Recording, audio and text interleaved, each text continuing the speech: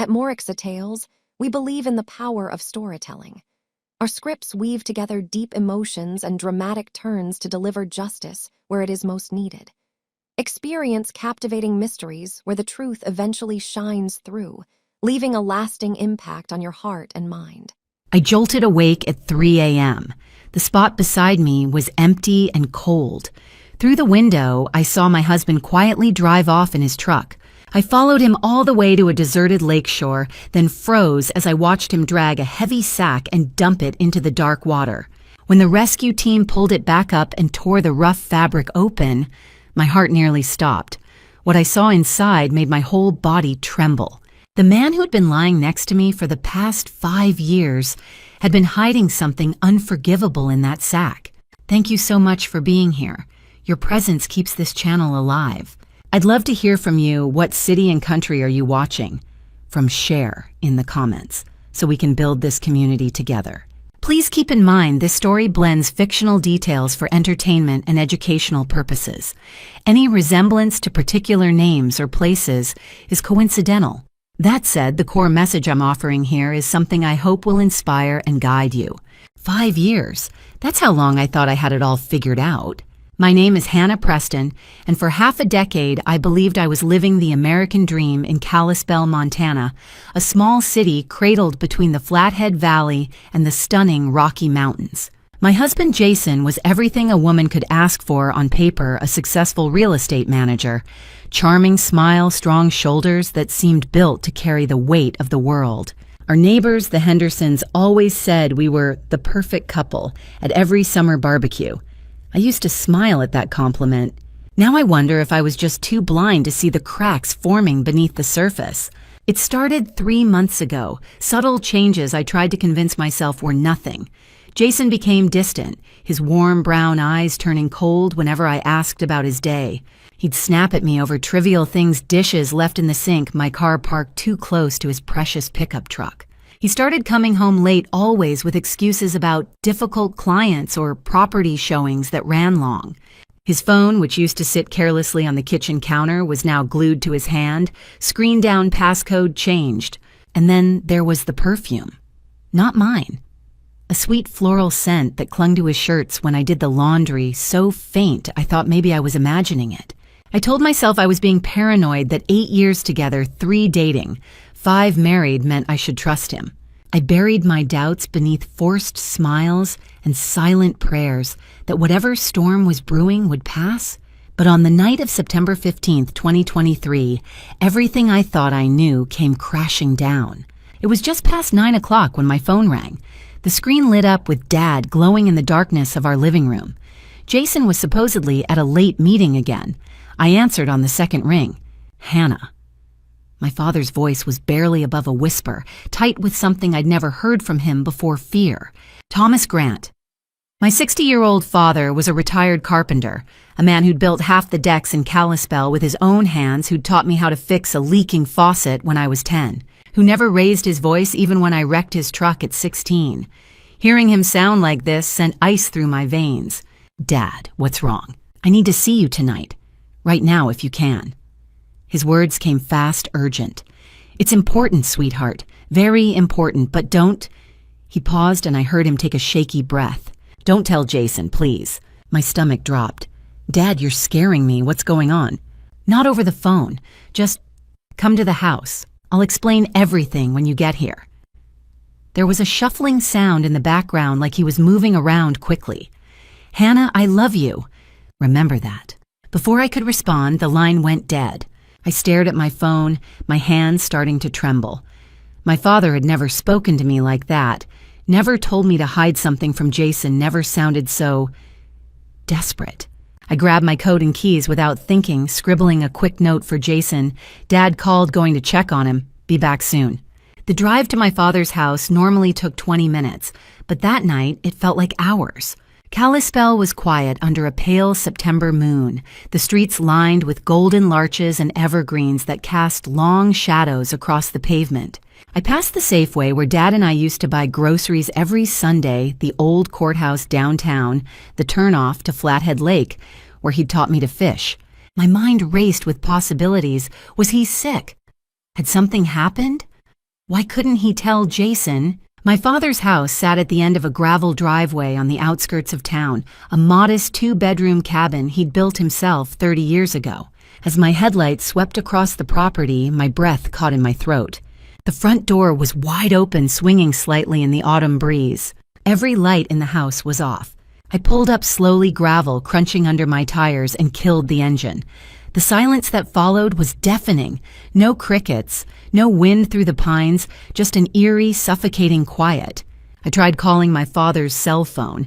It rang once, twice, then went straight to voicemail. "Dad," I called out, stepping onto the porch. My voice sounded small, swallowed by the darkness. "Dad, are you here?" Nothing. I pushed the door open wider and fumbled for the light switch. When the overhead bulb flickered on, my blood turned to ice. The living room was in chaos. My father's favorite recliner, the one he'd sat in every evening to watch the news, was knocked on its side. The coffee table was askew, magazines scattered across the hardwood floor.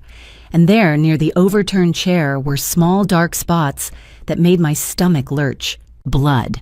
Not much, just a few drops, like someone had been hit and bled before being dragged away. I forced myself to move deeper into the house, my legs shaking so badly I had to grip the doorframe for support. The kitchen was untouched, the bedroom empty. But when I reached the back door, I saw at my father's wristwatch the silver Timex I'd given him for his 60th birthday, lying in the dirt just outside the threshold. He never took that watch off, never. I stumbled backward, my heart hammering against my ribs. Someone had been here. Someone had hurt my father. Someone had taken him. My hands shook so violently I could barely hold my phone as I dialed 911. 911, what's your emergency? The dispatcher's voice was calm, professional. My father. I choked on the words, tears burning my eyes. My father is missing. I came to his house and there's blood. The door was open. His watch is on the ground. Something's wrong.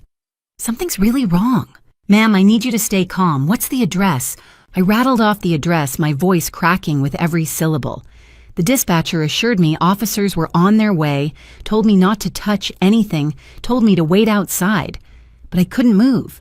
I stood in that doorway staring at my father's watch, glinting in the porch light, and one thought pounded through my skull like a drumbeat.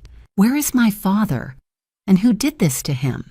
The blue and red lights arrived within minutes, painting my father's quiet neighborhood in flashes of urgency. I stood on the porch, hugging myself against the cold September night, watching as uniformed officers moved through the house with flashlights and cameras. Everything felt surreal, like I was watching a crime show on television, except this wasn't fiction. This was my father's blood on the floor. This was his watch in the dirt. A woman in a dark blazer approached me, her stride confident despite the late hour. She looked to be in her early 40s with sharp green eyes and auburn hair pulled back in a no-nonsense ponytail. "Mrs. Preston, I'm Detective Sarah Mitchell, Lake County Sheriff's Office." She extended her hand, her grip firm and reassuring. "I've been with the department for 15 years. I'm going to do everything I can to find your father." I wanted to believe her. I needed to believe her.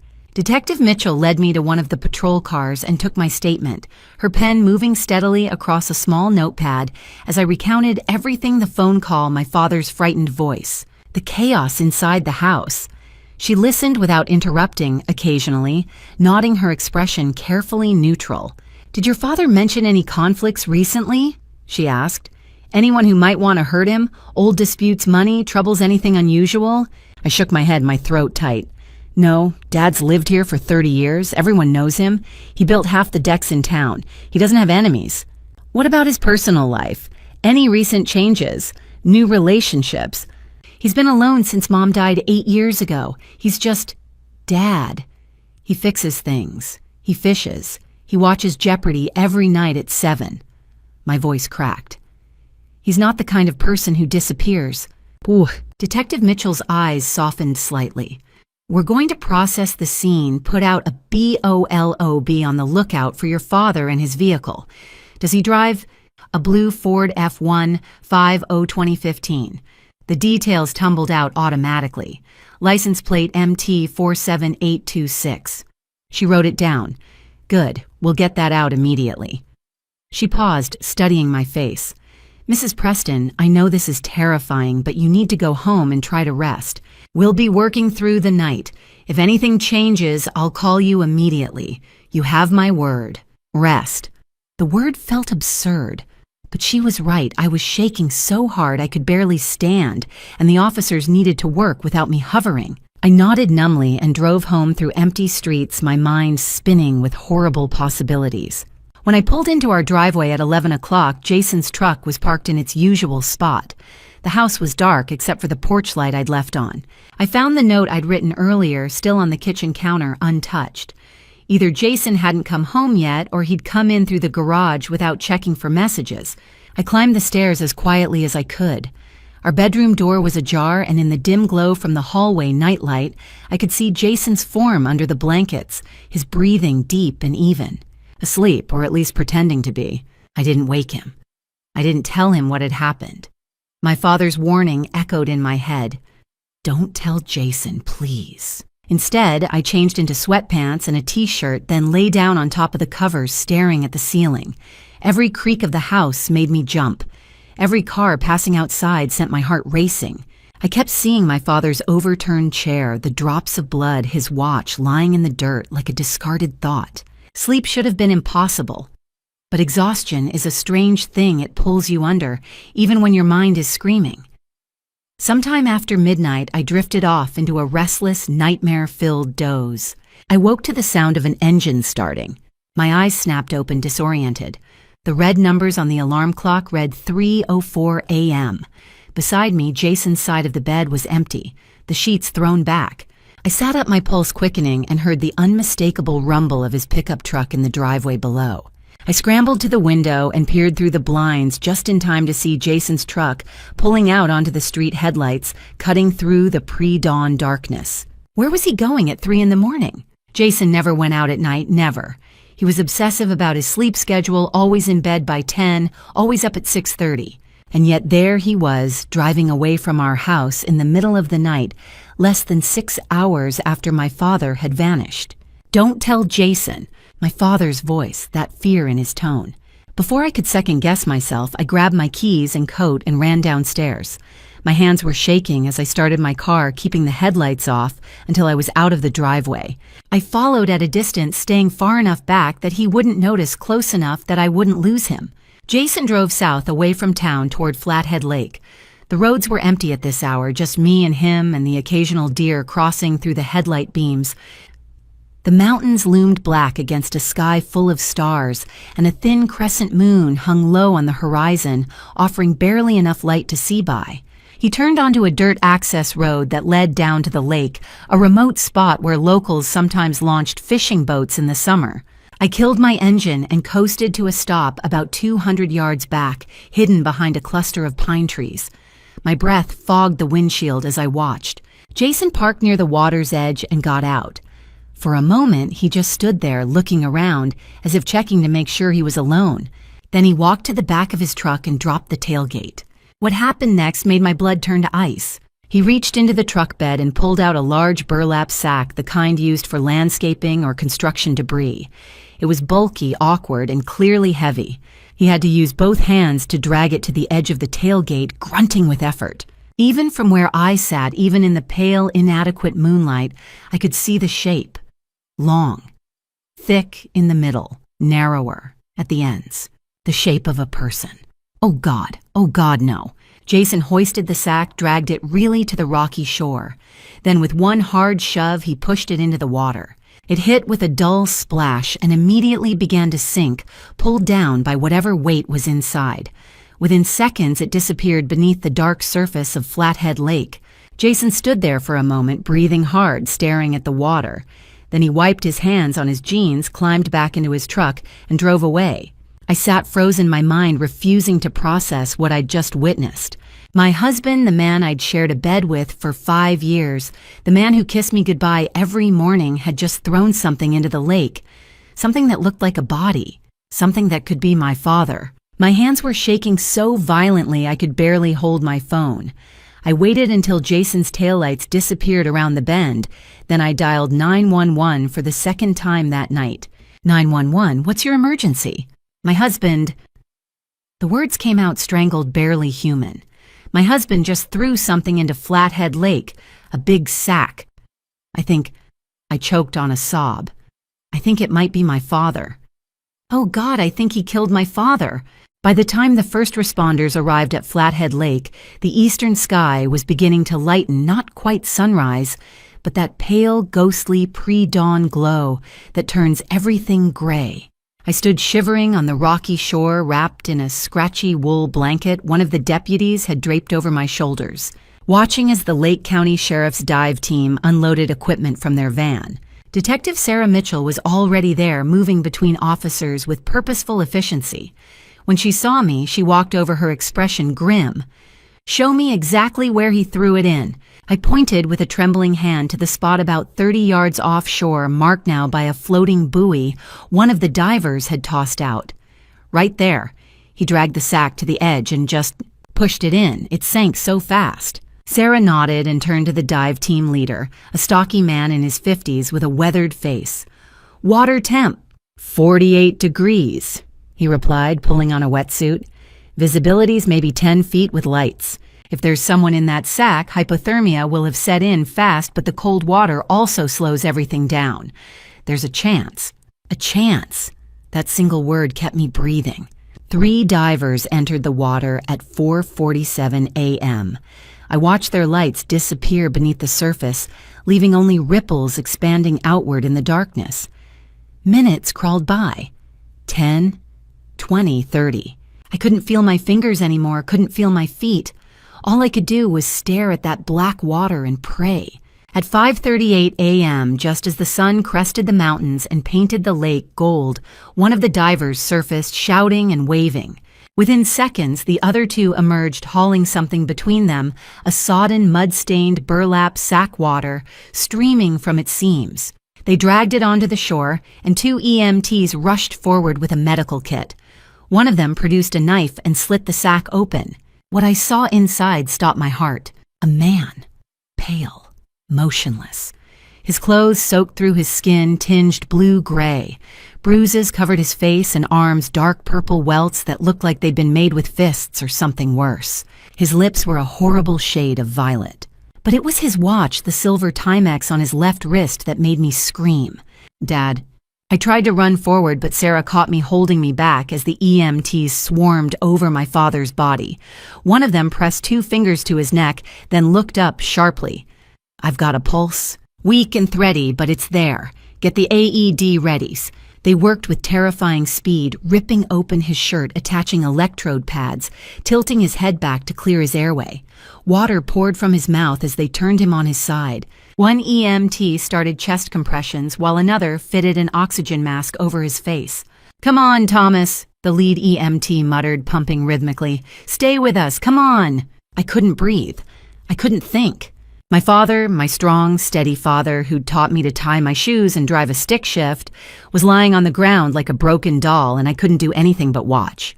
After what felt like an eternity but was probably only 2 minutes, my father coughed a wet, rattling sound, and his eyes fluttered open for just a second before closing again. "He's breathing," the EMT shouted. "Let's move. We need life flight here now." Within minutes, a medical helicopter thundered overhead, landing in a clearing 50 yards away. They loaded my father onto a stretcher and ran.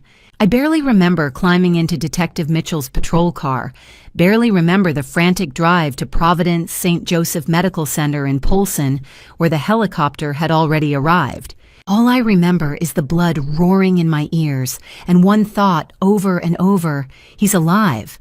He's alive. He's alive. Dr. Michael Ross met us in the trauma bay, a tall, lean man in his 50s with silver hair and steady hands. "Are you his daughter?" he asked, his voice calm despite the chaos around us. "Yes, is he? Will he?" "Your father has severe head trauma, multiple contusions, and water in his lungs. We're taking him into surgery immediately to relieve pressure on his brain. The next few hours are critical." He paused, his brown eyes kind but unflinching. "You got him here just in time. 15, maybe 20 minutes later, and we wouldn't be having this conversation." They wheeled him away, and I collapsed into a plastic chair in the waiting room, my body finally giving out. Sarah sat beside me silent for a long moment. Then, "Hannah, I need to ask you something." I looked at her exhausted.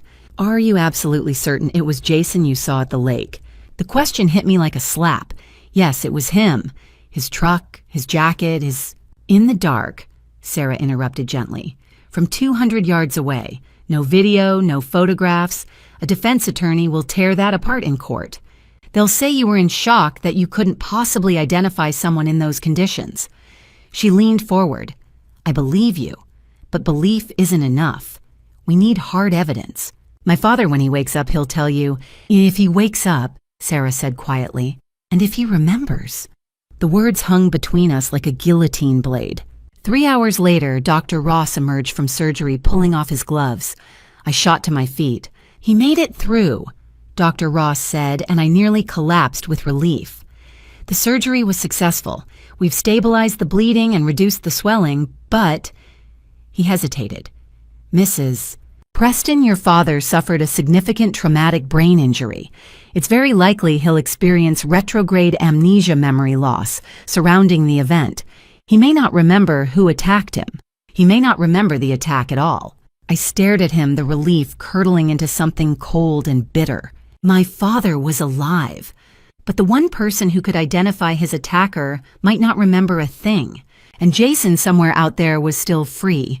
I didn't remember driving home from the hospital. One moment, I was watching my father's pale face disappear behind the surgical ward doors, and the next, I was sitting in my driveway, engine idling, staring at the house I'd shared with Jason for 5 years.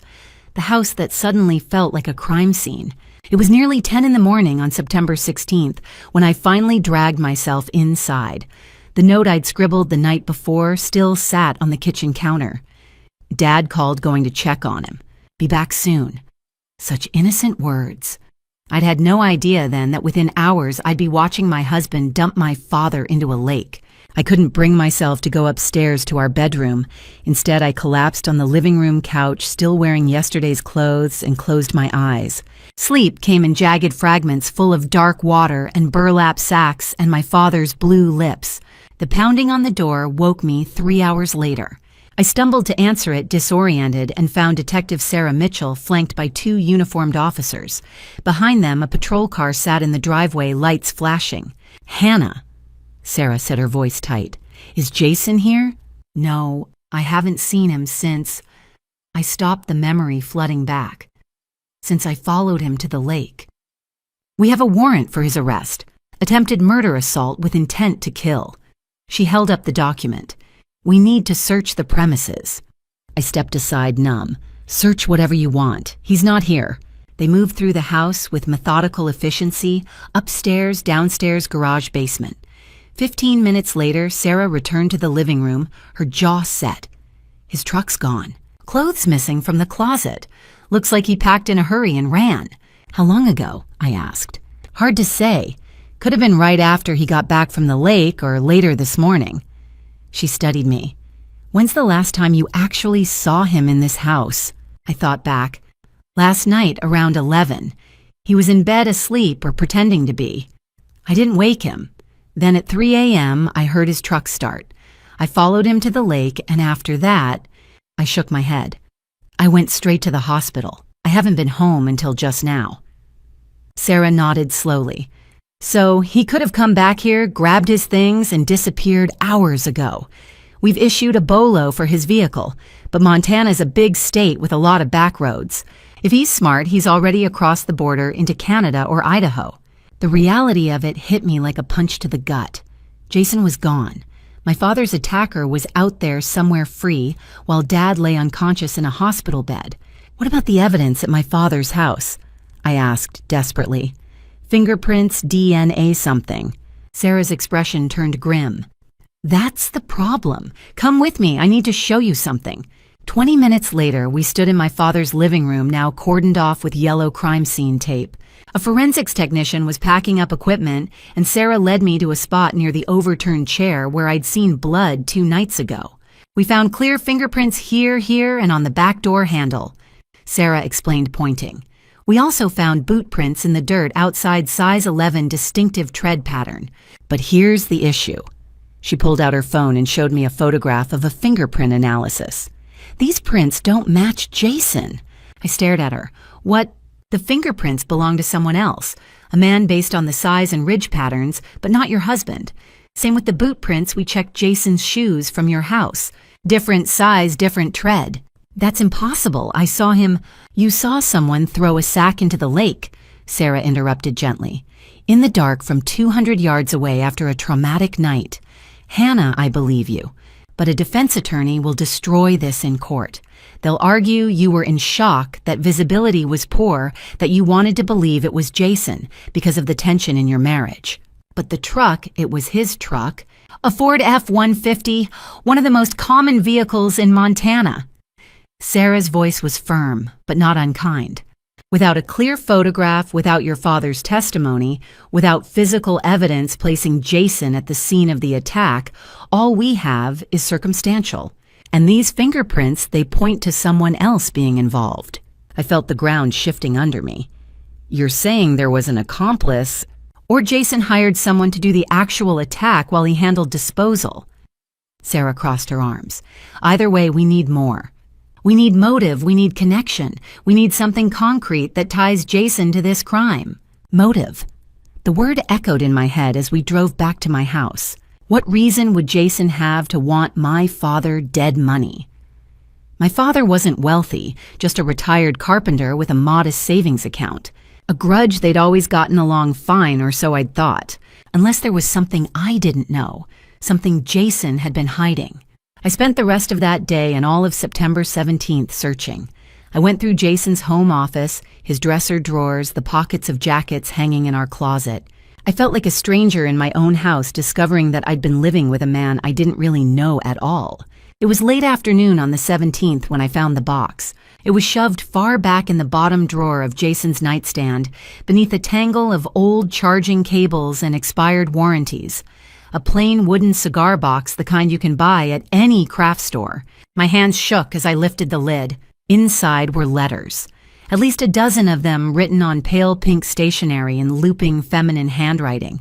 And photographs, printed photos, not digital, of Jason with a woman I'd never seen before. She was younger than me, maybe 28, with long blonde hair and a bright smile. In one photo, she was kissing Jason's cheek. In another, they were holding hands at some restaurant I didn't recognize. I felt sick, but I forced myself to read the letters. Most were sweet mundane, the kinds of things lovers write to each other. I miss you. Last night was amazing. I can't wait to see you again. They were dated over the past 8 months, signed Amy Parker, in that same flowing script. But it was the last letter, dated August 25th, 2023, that made my world stop. Jason. I don't know how to say this except to just say it. I'm pregnant. The test was positive this morning. I know we talked about being careful, but I guess it wasn't enough. I can't do this alone. I work part-time at a dentist's office. I barely make rent as it is. My family disowned me years ago. I don't have anyone. I need to know what you want to do. If you want to be involved, if you'll help me, I don't even know what I'm asking. I'm scared, Jason. I'm so scared. I can't raise a baby by myself. I just can't. Please call me. We need to talk. Amy. I read the letter 3 times, each word burning itself into my brain. Jason had gotten another woman pregnant. That's why he'd been distant, distracted, angry. That's why he'd been coming home late. Why his phone was always locked. But what did this have to do with my father? Unless my father had found out. Unless Dad had discovered the affair, confronted Jason, threatened to tell me, and Jason, desperate to keep his secret, had decided to silence him permanently. I grabbed the box and drove straight to the sheriff's office. Sarah looked up when I burst into her office, and I dropped the box on her desk with a thud. My husband was having an affair, I said, my voice shaking, with a woman named Amy Parker, and she was pregnant. Is that motive enough? For 2 days, I lived in that hospital waiting room. I slept in hard plastic chairs, ate stale vending machine sandwiches, and watched the clock on the wall tick forward with agonizing slowness. Detective Sarah came and went, updating me on the search for Jason. Still no sign of him, his truck, or any trail leading out of Montana. It was as if he'd vanished into thin air. But all I could think about was my father lying in the ICU, with tubes and wires snaking from his body, a ventilator breathing for him, while his brain tried to heal itself from the trauma. On the morning of September 18th, Dr. Ross found me pacing the hallway outside the ICU. "Mrs. Preston," he said, and something in his voice made my heart leap. "Your father's awake!" I ran. He was propped up slightly in the hospital bed, his head wrapped in white bandages, his face pale and gaunt. But his eyes were open, those familiar hazel eyes that had watched me grow up, that had crinkled with laughter at my terrible jokes, that had shed tears at my wedding. Seeing them open again felt like a miracle. "Dad," I choked out, rushing to his side.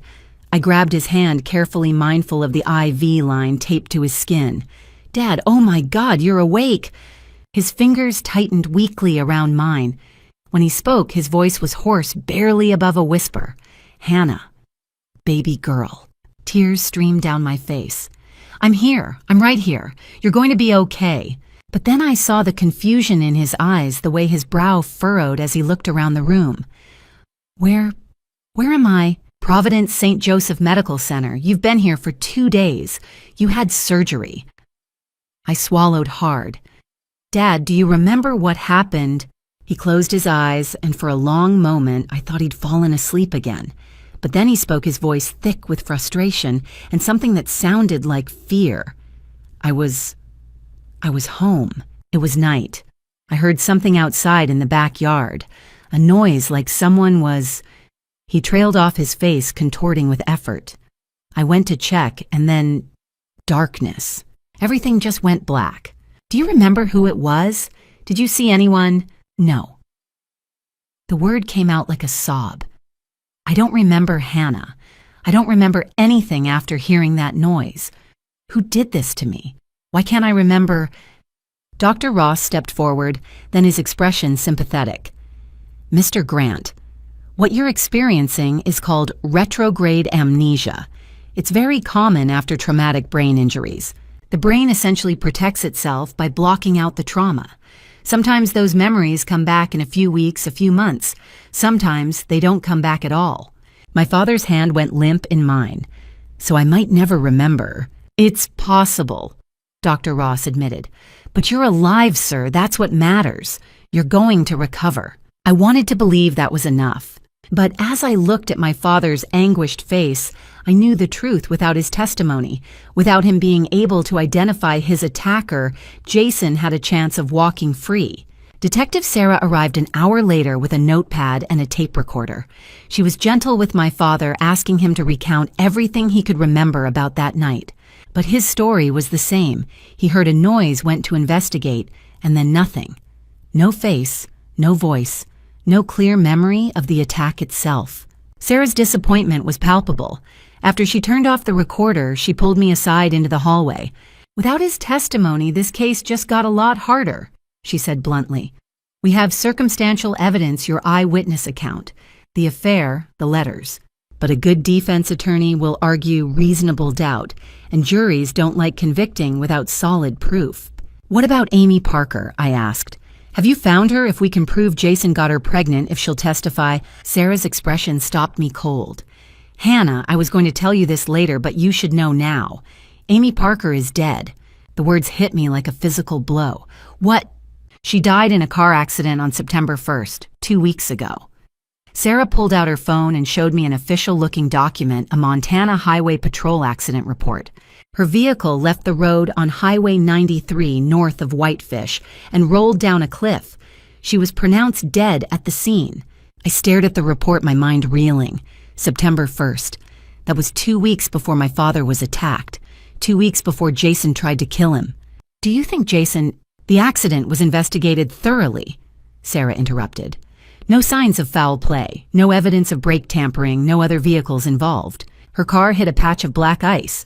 It was an unusually cold night for late summer. The medical examiner ruled it accidental death. There's nothing to suggest Jason was involved." I couldn't process it. Amy was dead. The woman who'd been carrying Jason's child, the woman whose letters proved his affair, was gone. But the baby. She said in her letter she was pregnant. What happened to the baby? Sarah's jaw tightened. That's what I'm trying to figure out. According to Amy's employment records, she'd taken medical leave starting in late August. Her landlord said she'd been home a lot keeping to herself. But after she died, there was no mention of a child in any of the reports. No baby found at her apartment, no hospital records of a recent birth in the area. So either she wasn't pregnant anymore, or the baby is somewhere else. Sarah met my eyes. Hannah, if Jason knew Amy was pregnant, if he was involved somehow, that child could be evidence. We need to find out what happened. I thought about the last letter dated August 25th. I can't raise a baby by myself. Had she already given birth by then? Had she given the baby to Jason or to someone else? A horrible thought crept into my mind. What if Jason had taken the baby and done something to it? What if there was a tiny innocent victim in all of this that we didn't even know about yet? I'll keep digging into Amy's last days, Sarah promised. In the meantime, you stay with your father. Help him recover. And if he remembers anything at all, call me immediately. After she left, I returned to my father's room. He was asleep again, his breathing steady, the monitors beeping their rhythmic reassurance. I sank into the chair beside his bed and closed my eyes. My father couldn't remember. Amy was dead. Jason was in the wind. And somewhere out there, possibly was a baby who had no idea their life had begun in the middle of a nightmare. I made myself a promise then if my father couldn't find justice through his memories, I would find it another way. I would dig until I uncovered every secret Jason had buried. I would find the truth no matter how deep I had to go. If you can't remember Dad, I whispered, I'll remember for you. The afternoon sun was slanting through the hospital windows when I finally forced myself to leave my father's side. He'd fallen asleep again, exhausted from the effort of staying awake and trying to remember, and the nurses assured me he'd rest for hours. I needed to go home, grab some clean clothes for him, maybe shower and change myself. I'd been wearing the same jeans and sweater for 2 days straight. The drive back to my house felt strange, surreal. Everything looked exactly the same. The neighbors' lawns, the mailbox at the end of the driveway, the faded welcome mat on the porch, but nothing would ever be the same again. My husband was a fugitive. My father was in the hospital with a fractured skull and no memory of who'd tried to kill him. And somewhere out there was a dead woman's baby, a child who might be the key to everything. I pulled into the driveway and killed the engine, then sat for a moment, gathering my courage to go inside. The house felt haunted now, full of Jason's lies.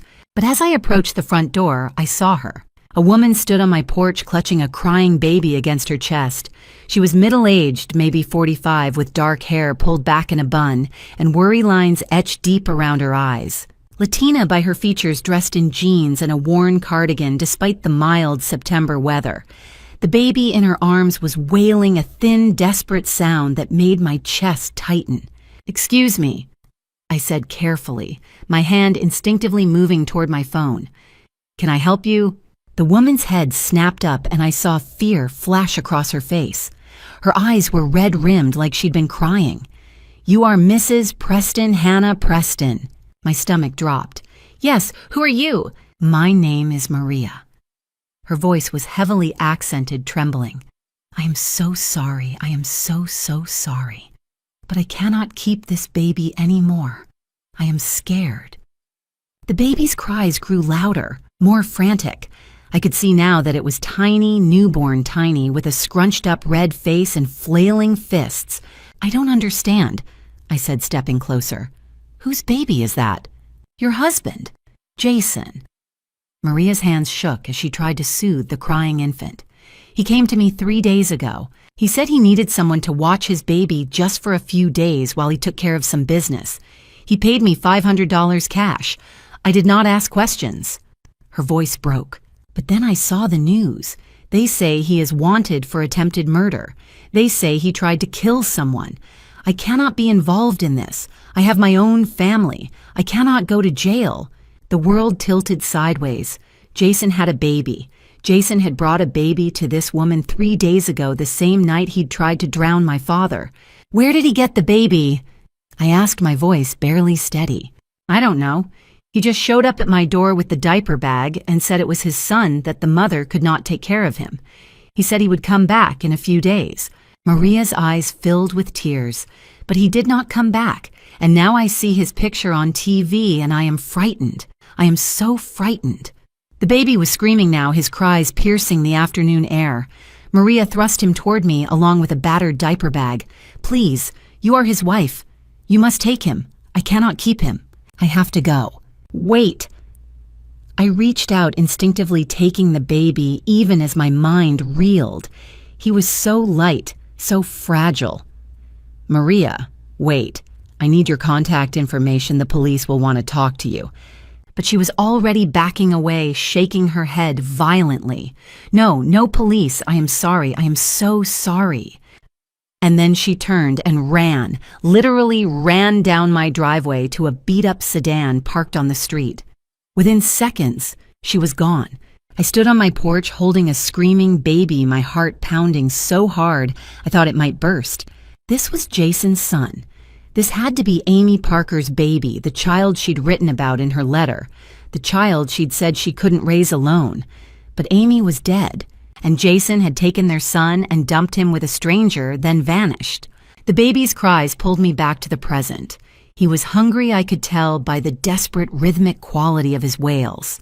I fumbled with the diaper bag, found a bottle of formula, and carried him inside. My hands shook as I warmed the bottle under hot tap water, then sat down on the couch and offered it to him. He latched on immediately, his tiny hands gripping the bottle, his cries subsiding into gulping sounds. As he drank, I got my first real look at him.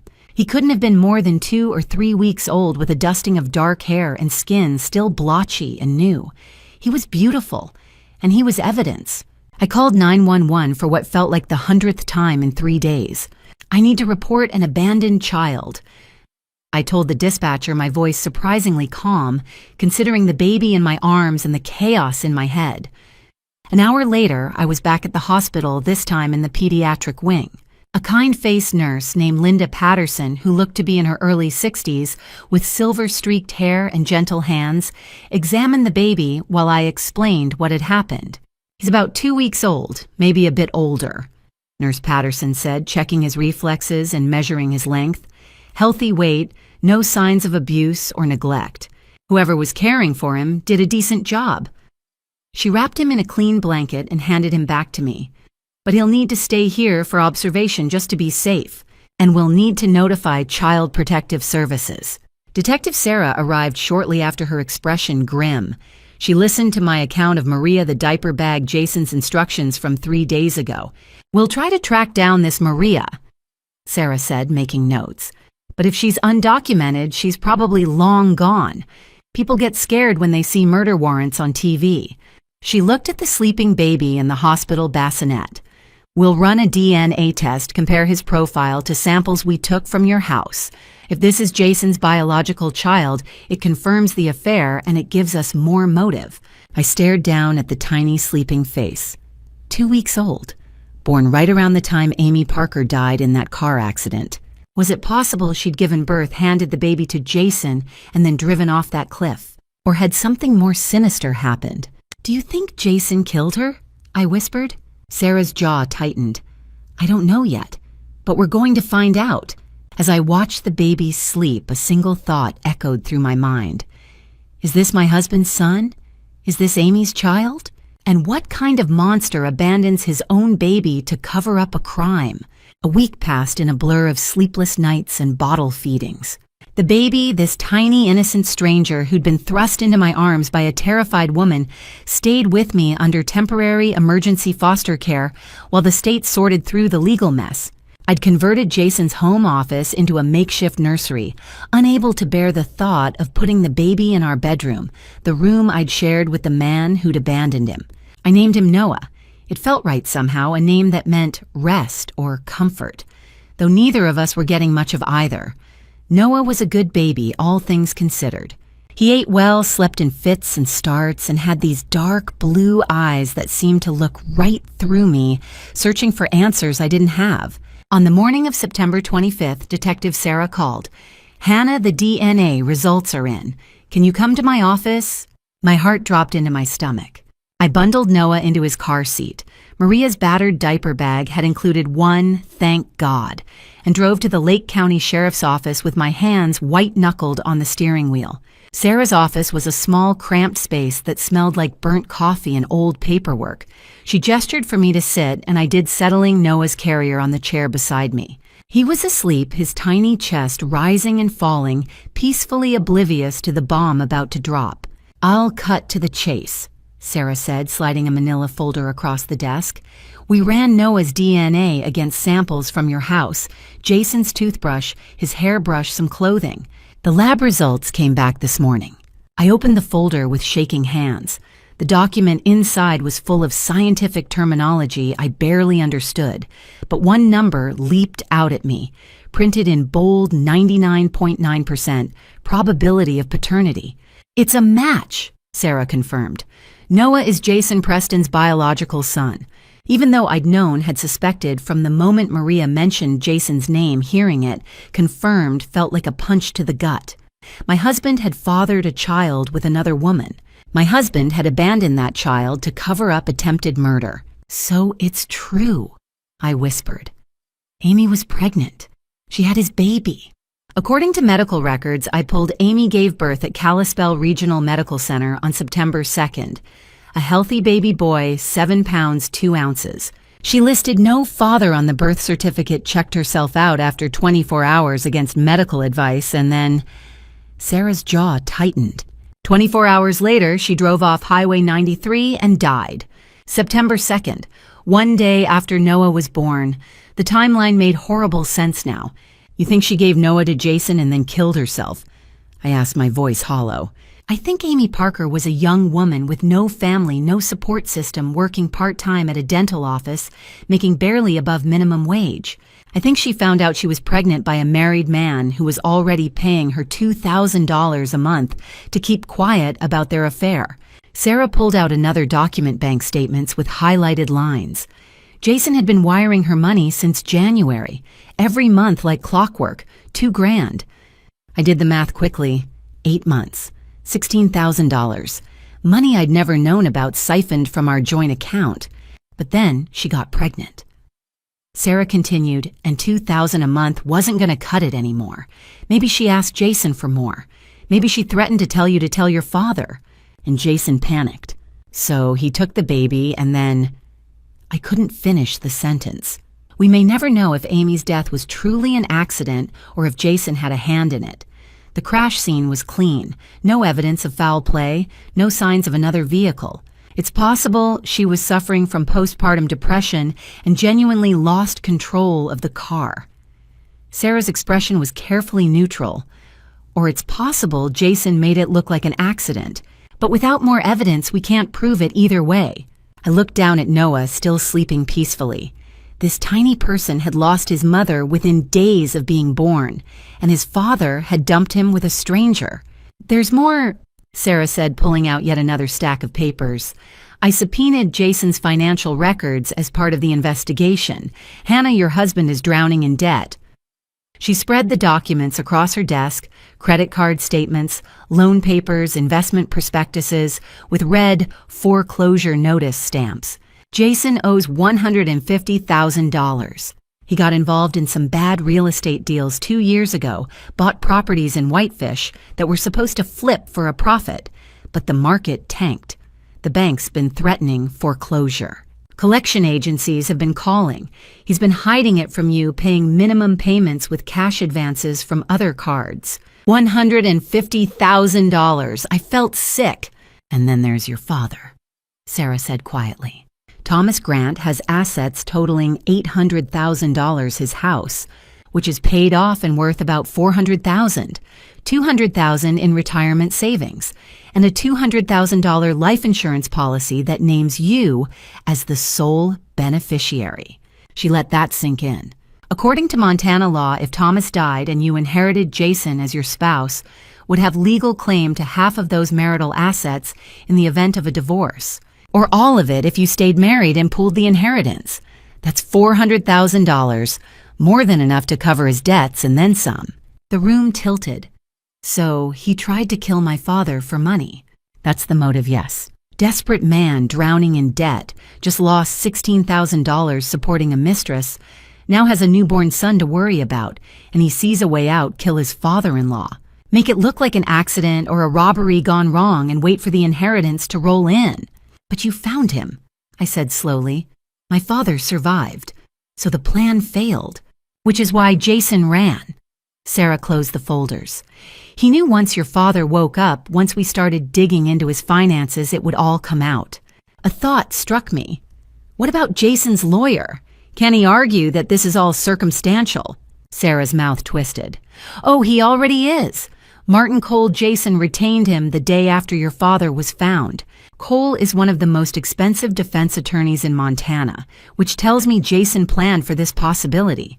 Cole's argument is that debt doesn't equal murder, that Jason's relationship with Amy was consensual, and that we have no direct evidence placing Jason at the scene of the attack on your father. But I saw him, I protested. You saw someone throw something in a lake at night from 200 yards away. Cole will tear that apart. Sarah's expression was sympathetic but firm. We need more Hannah. We need Jason to make a mistake, or we need someone who was there to talk. I looked back at Noah. He stirred slightly, his little fist curling and uncurling. This baby was evidence. This baby was proof of Jason's lies, his desperation, his willingness to destroy lives to save himself. I want to keep him, I said suddenly. Noah, I want to apply for temporary custody. Sarah blinked. Hannah, you don't have to. He has no one else. Amy's dead. Jason's a fugitive. And my voice cracked. I was there when Maria brought him to my door. I fed him his first bottle in my house. I've been the only mother he's known for a week. I wiped my eyes angrily. This child is innocent.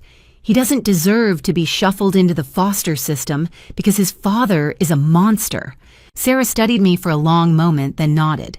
I'll talk to Child Protective Services. Given the circumstances, I think they'll approve temporary kinship care.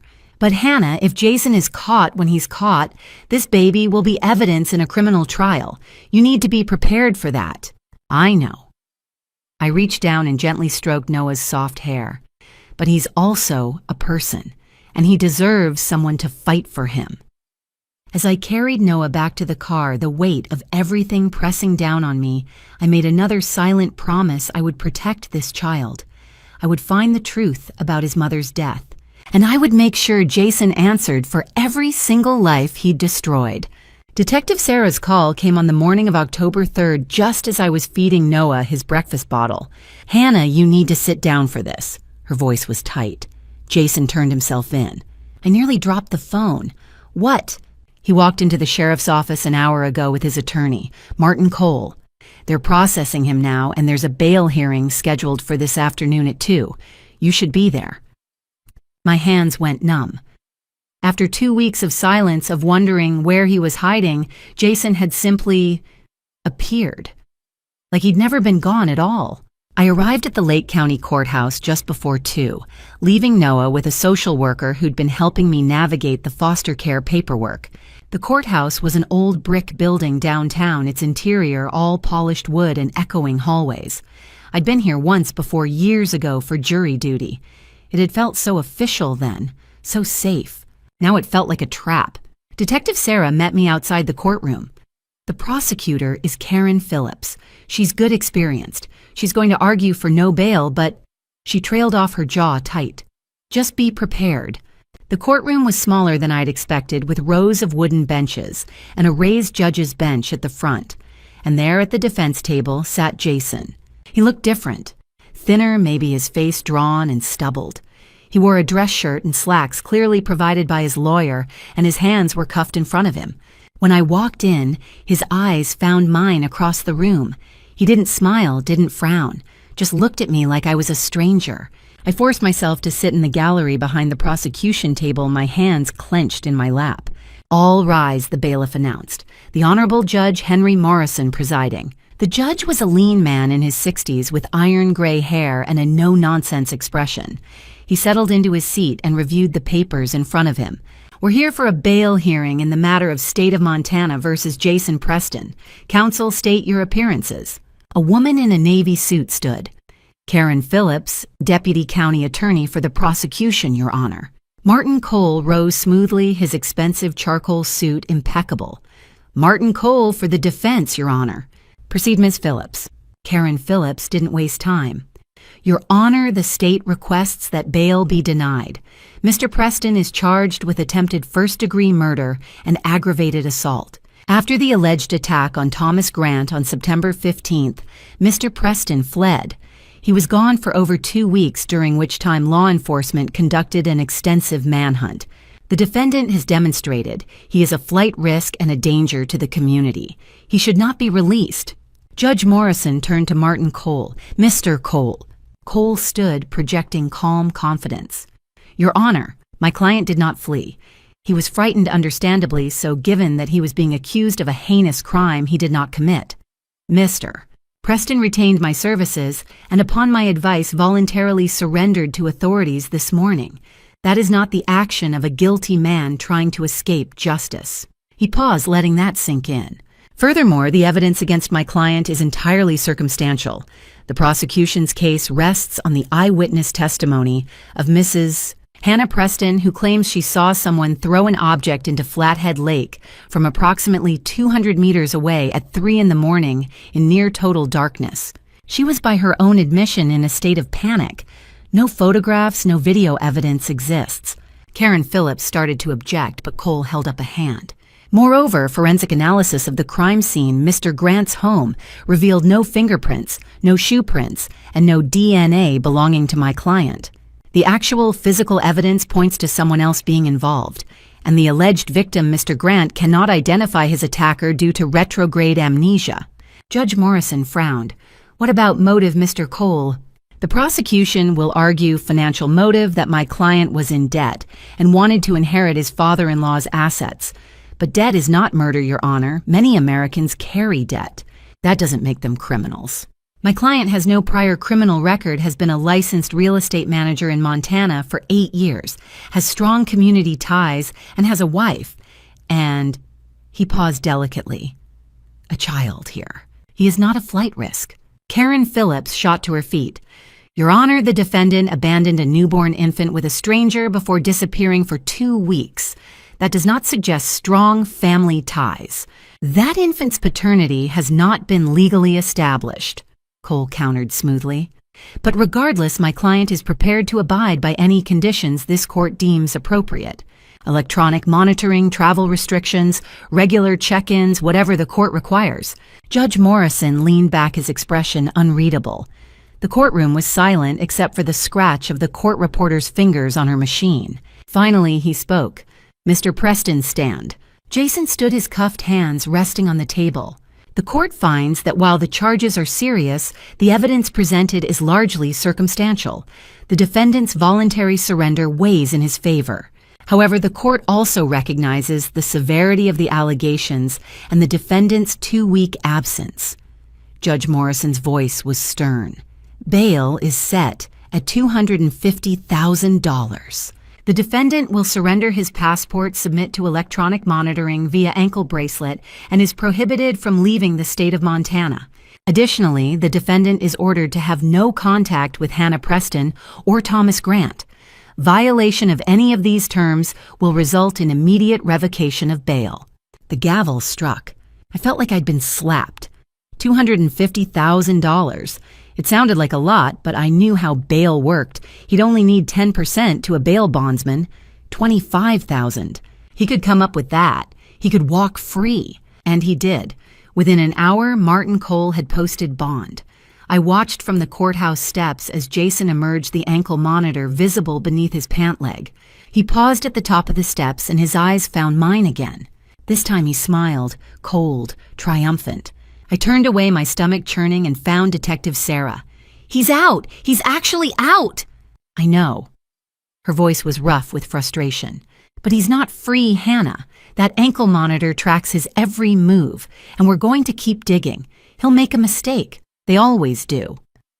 Before I left the courthouse, I filed for a restraining order. Judge Morrison signed it within the hour. Jason was prohibited from coming within 500 feet of me, my home or the hospital where my father was recovering. But as I drove home alone, I couldn't shake the image of Jason's smile. He'd tried to kill my father, abandoned his own child, and now he was walking the streets of Montana, confident that his expensive lawyer would keep him out of prison. I'd promised myself I'd make him answer for what he'd done, but the system had just set him free. 9 days after Jason walked out of that courthouse, I was still jumping at every sound. I'd installed extra locks on every door and window. I'd put up blackout curtains so no one could see inside at night. I kept my phone charged and within reach at all times, Detective Sarah's number on speed dial.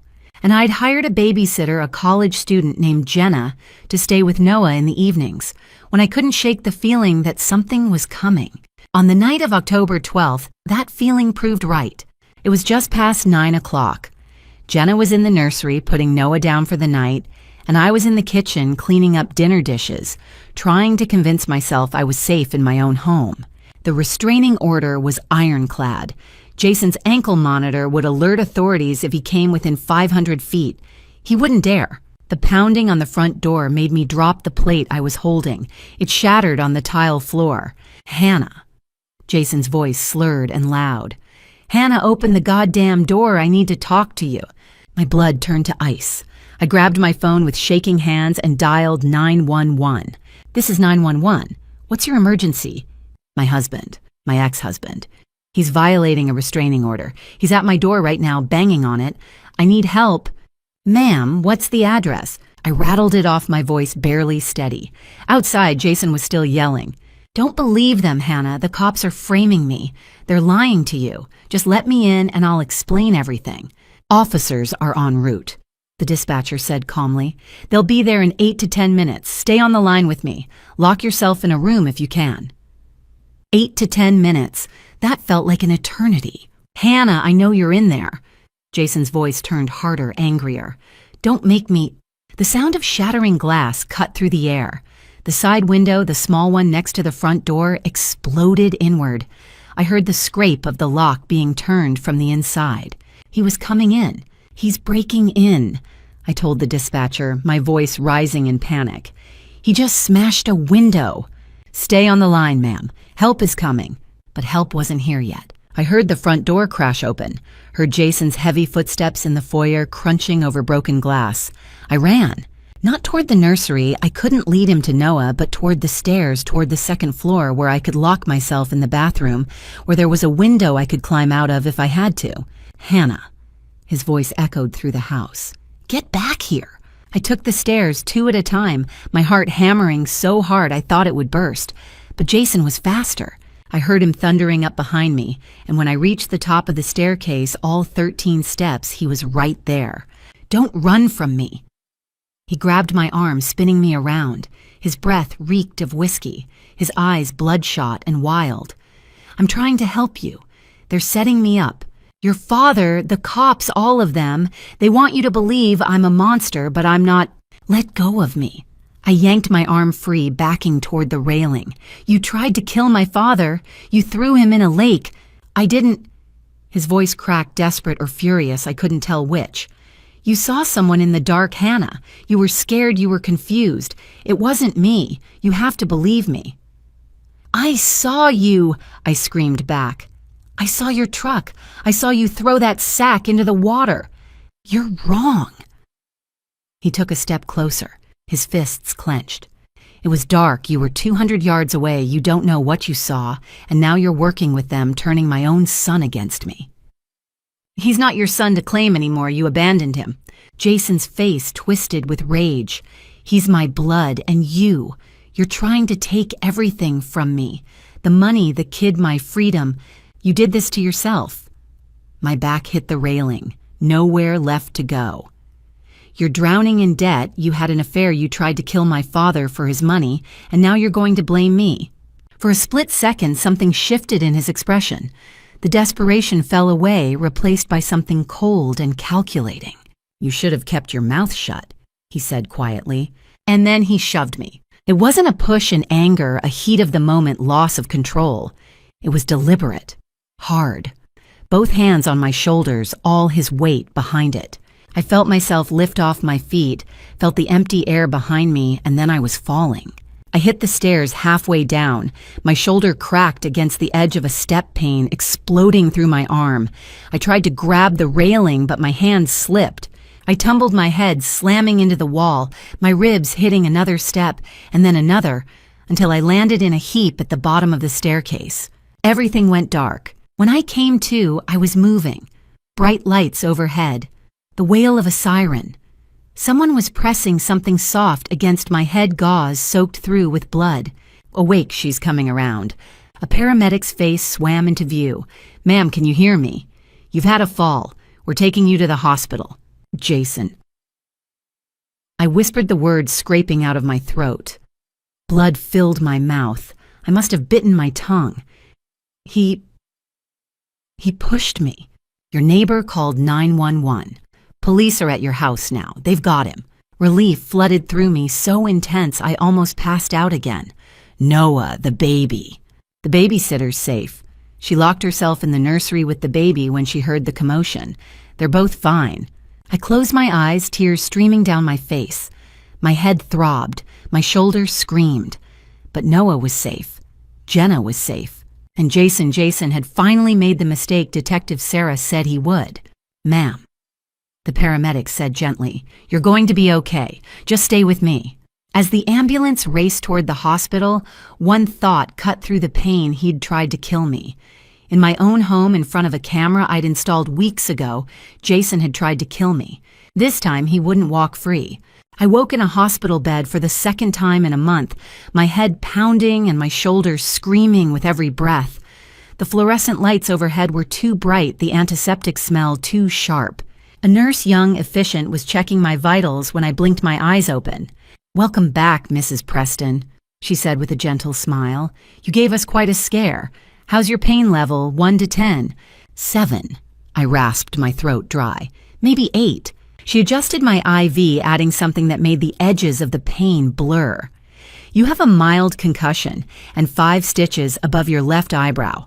No internal injuries, no broken bones. You were very lucky. Lucky. I'd been pushed down a flight of stairs by my own husband, and I was lucky. Noah," I managed. "The baby, your friend brought him by earlier. He's with a social worker, perfectly safe." She patted my hand. "You have a visitor, if you're up for it. Detective Mitchell." I nodded, and a moment later Detective Sarah walked in. She looked tired, dark circles under her eyes, her usually neat ponytail slightly disheveled, but there was something fierce and satisfied in her expression. "Hannah," she pulled a chair up beside my bed. "How are you feeling?" Like I fell down 13 stairs. A ghost of a smile crossed her face. "Well, the good news is Jason's in custody. He's not getting out this time. Violation of a restraining order, breaking and entering, aggravated assault with intent to cause serious bodily harm. And we have it all on video." Relief washed over me so powerfully I nearly cried. "The camera! Your home security system captured everything. The entire altercation on the staircase. Him pushing you both hands, deliberate force. There's no way any lawyer, not even Martin Cole, can argue that was an accident." Sarah leaned forward. "But Hannah, there's more. And you need to hear this." I tensed. "What?" "After we arrested Jason, we got a warrant to search your house, standard procedure, in a domestic violence case. We were looking for weapons evidence of premeditation. And in Jason's home office, in the bottom drawer of his desk, we found something." She pulled out her phone and showed me a photograph of a document. "A will, allegedly signed by your father." I squinted at the screen. It looked official, legal letterhead, formal language. And at the bottom, my father's signature, Thomas Grant, in his distinctive slanted handwriting. But something about it felt wrong. "This will is dated September 10th of this year," Sarah continued, 5 days before your father was attacked. "And according to this document, Thomas Grant left his entire estate, all $800,000, to Jason Preston, quote, for his devoted care and support." My blood ran cold. "That's a lie. My father would never—" "We know.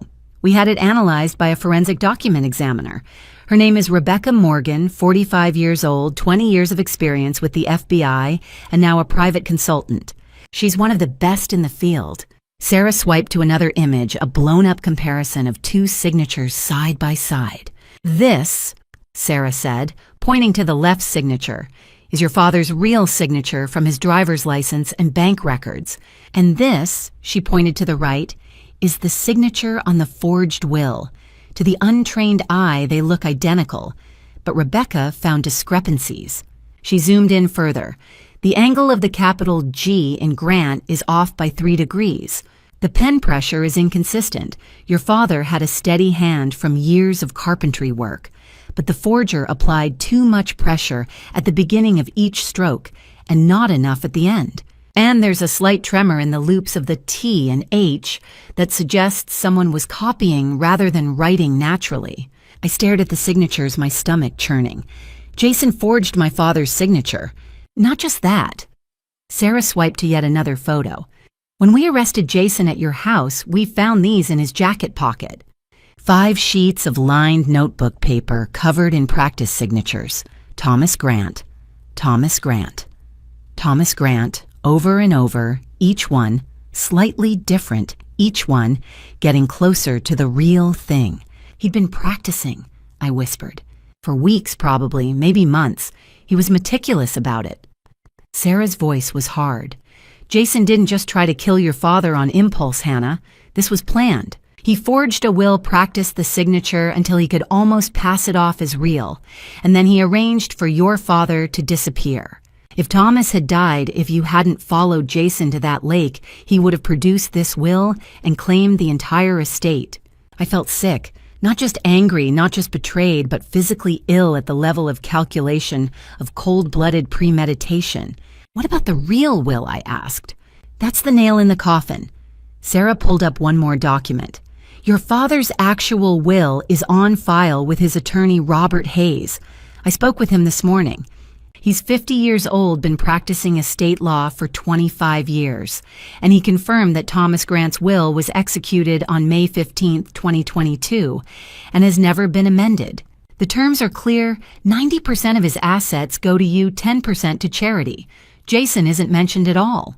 So Jason knew he wouldn't inherit anything through the real will, I said slowly. So he made a fake one. Exactly. And once your father was dead, who would question it? You were grieving. The will looked legitimate. And Jason probably figured no one would bother with a handwriting analysis unless someone raised a red flag. Sarah's jaw tightened. But he got sloppy. He kept the forged will in his desk instead of destroying it after the plan failed. And he kept the practice sheets in his pocket, probably because he was paranoid about someone finding them at home. Turns out that paranoia was justified. I closed my eyes, processing it all. Jason hadn't just been desperate. He'd been scheming, patient, methodical. He'd forged a legal document, rehearsed my father's signature, and plotted murder, all for $800,000. What happens now? I asked.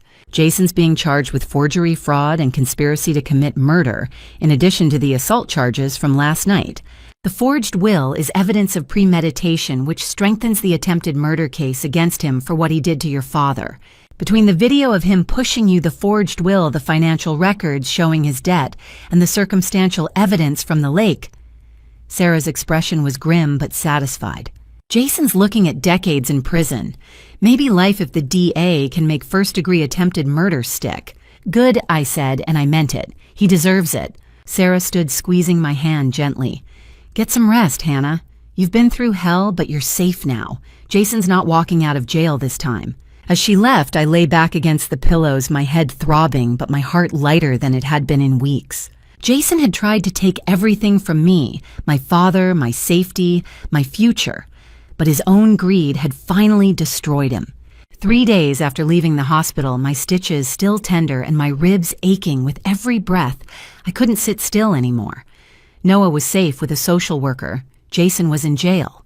My father was recovering slowly in the hospital, his memory still frustratingly blank. But I needed answers. I needed to understand how deep Jason's betrayal went, how long he'd been planning this nightmare. Detective Sarah agreed to meet me at my father's house. The crime scene tape was gone now, but the place still felt haunted. Overturned furniture, fingerprint dust on every surface, the faint smell of old blood. What are we looking for? Sarah asked as we stepped inside. I don't know, I admitted. But my father called me that night for a reason. He said it was urgent, that he needed to tell me something about Jason. He must have found something, some evidence. Maybe he left it here. We moved through the house methodically. Sarah checked the obvious places, drawers, closets, under the mattress. I focused on the things only I would know to check. My father was a man of habits. He had favorite hiding spots, places he thought were clever, but I'd discovered as a kid the back of the hallway closet, the loose floorboard in the kitchen, the bookshelf. My father's bookshelf was his pride and joy, built by his own hands 30 years ago, lined with novels and carpentry manuals and a few philosophy books he'd read over and over. I ran my fingers along the spines, remembering how he'd quote Dostoevsky while teaching me to use a hammer. His favorite was Crime and Punishment. He'd read it at least 5 times, always said it was about guilt and redemption, about how secrets eat you alive. I pulled the book off the shelf. It felt heavier than it should. "Sarah?" I called, my voice shaking. She was at my side in an instant. I opened the book carefully, and there, nestled in a hollowed-out section carved into the pages, was a small black USB drive. "Oh my God," Sarah breathed. We took it to the kitchen table, and Sarah pulled out her laptop. Her hands were steady as she plugged in the drive, but mine were trembling. A single video file appeared on the screen, timestamped September 14th, 2023, 5:30 p.m., the day before my father was attacked. Sarah double-clicked the file, and my father's face filled the screen. He looked exhausted. His eyes were bloodshot, his face drawn, and he kept glancing toward the window as though expecting someone to burst in at any moment. He was sitting in this very kitchen, the late afternoon sunlight slanting through the window behind him. "Hannah, sweetheart," he began, and hearing his voice, strong, coherent, alive, made tears spring to my eyes. "If you're watching this, then something terrible has happened to me. I'm sorry. I'm so sorry." He took a shaky breath. 2 weeks ago, I started noticing changes in Jason. He was stressed, angry, secretive. At first, I thought it was just work, but then I overheard a phone call. He was arguing with someone about money, a lot of money. He said he needed more time, that he'd get it soon. It didn't sit right with me. My father rubbed his face, looking older than I'd ever seen him. So I hired a private investigator. I know I should have just talked to you, but I wanted to be sure before I said anything. And what he found? His voice cracked. Hannah Jason is in debt. Serious debt. $150,000 from bad real estate investments. The bank's threatening foreclosure. Collection agencies are calling him daily. I already knew this from Detective Sarah's investigation, but hearing my father say it, hearing the pain in his voice, made it real in a way the police reports hadn't. "And there's more," my father continued. "Jason's been having an affair with a woman named Amy Parker. She works part-time at a dental office in Whitefish. She gave birth to a baby boy in early September, Jason's son. The investigator confirmed it." His hands clenched into fists on the table. "I confronted Jason yesterday. I told him I knew everything, the debt, the affair, the baby. I told him he needed to tell you the truth, that I wouldn't let him keep lying to my daughter. And Hannah..." His voice dropped to a whisper. He didn't deny it. He just looked at me with these cold eyes and said, "You should mind your own business, old man." A chill ran down my spine. "I'm scared, sweetheart. I'm meeting with Robert Hayes tomorrow morning to change my will. I was going to leave everything to you and a charity, but now I'm making damn sure Jason doesn't get a cent. And then I'm coming to see you, and I'm going to tell you everything. If Jason tries to stop me..." He stopped mid-sentence, his head jerking toward the window. "Wait, I heard something. Someone's outside." The camera angle shifted as my father stood the chair, scraping loudly. His voice was low, urgent. "I'm hiding this drive in the Dostoevsky, Hannah. You'll know where to look. If something happens to me, please be careful. Jason's more dangerous than you think. He knows I found out, and I'm afraid he's going to..." A loud bang echoed through the video, and my father's face went pale. "Someone's out there." The video cut to black. I stared at the screen, my heart pounding so hard I thought it would break through my ribs. Sarah reached over and paused the video, though there was nothing left to see. "He was going to tell you the next day," Sarah said quietly. "He'd made an appointment with Robert Hayes for 9 a.m. on September 15th to change his will. But Jason and his accomplice acted the night of the 14th, earlier than your father expected. He must have heard them breaking in, hid the USB in the book, and then went outside to investigate. That's when they attacked him. He tried to protect me. I whispered, tears streaming down my face. He knew Jason was dangerous. He tried to warn me. Sarah's expression was fierce. This video is critical evidence, Hannah. It establishes motive, premeditation, and timeline. Your father knew Jason was desperate for money, knew about the affair and the debt, and was about to cut Jason out of his life completely. This proves first-degree attempted murder, planned, calculated, and executed to silence a witness. I couldn't speak. I could only stare at the frozen image of my father on the screen. His worried eyes, his trembling hands, his determination to protect me, even as danger closed in around him. "Thank you, Dad," I whispered to the empty room. "Thank you for trying." Sarah closed the laptop gently. "We've got him now, Hannah. Between this video, the forged will, the camera footage of him pushing you, and the financial records, Jason doesn't have a chance. He's going to prison for a very long time." As we left my father's house, I clutched the USB drive in my hand like a lifeline. My father might not remember the attack, but he'd left me everything I needed to bring his attacker to justice. Jason had tried to erase him, but my father had made sure the truth would survive. Before I reveal the identity of the man who attacked my father and the heartbreaking twist that connects him to me, I need your support. Comment 1 or 10 below if you're ready for what's coming. A quick note, the following story blends fiction with educational themes. If you'd rather not continue, feel free to exit now and find content that suits you better. By the end of October, Detective Sarah had pieced together the final missing piece of the puzzle. The forensic team had been analyzing evidence from my father's house for weeks. Fingerprints, shoe impressions, trace DNA, and finally, they got a hit. The fingerprints and boot prints that didn't belong to Jason matched a man named Ryan Brooks, 32 years old with a record of petty theft and illegal gambling in Montana. Sarah called me into her office the morning they arrested him. "We found your father's attacker, or rather one of them, Jason's accomplice." My stomach dropped. "Who?" "Ryan Brooks. Does that name mean anything to you?" I shook my head. "I've never heard of him." "We picked him up this morning at an underground gambling operation in Missoula. He tried to run, but we had him cornered." Sarah pulled out a photograph, a mugshot of a man with dark hair, tired eyes, and a face that looked vaguely familiar in a way I couldn't place. "We're bringing him in for questioning. I thought you might want to observe." An hour later, I sat in the observation room, watching through the two-way mirror as Ryan Brooks was led into the interrogation room in handcuffs. He looked scared, his leg bouncing nervously under the table. Sarah entered the room and sat across from him. "Mr. Brooks, I'm Detective Mitchell. You're here because your fingerprints and shoe prints were found at the scene of an attempted murder, Thomas Grant's home, on the night of September 14th. Ryan's face went pale. "I don't know what you're talking about." "Really?" Sarah slid a folder across the table.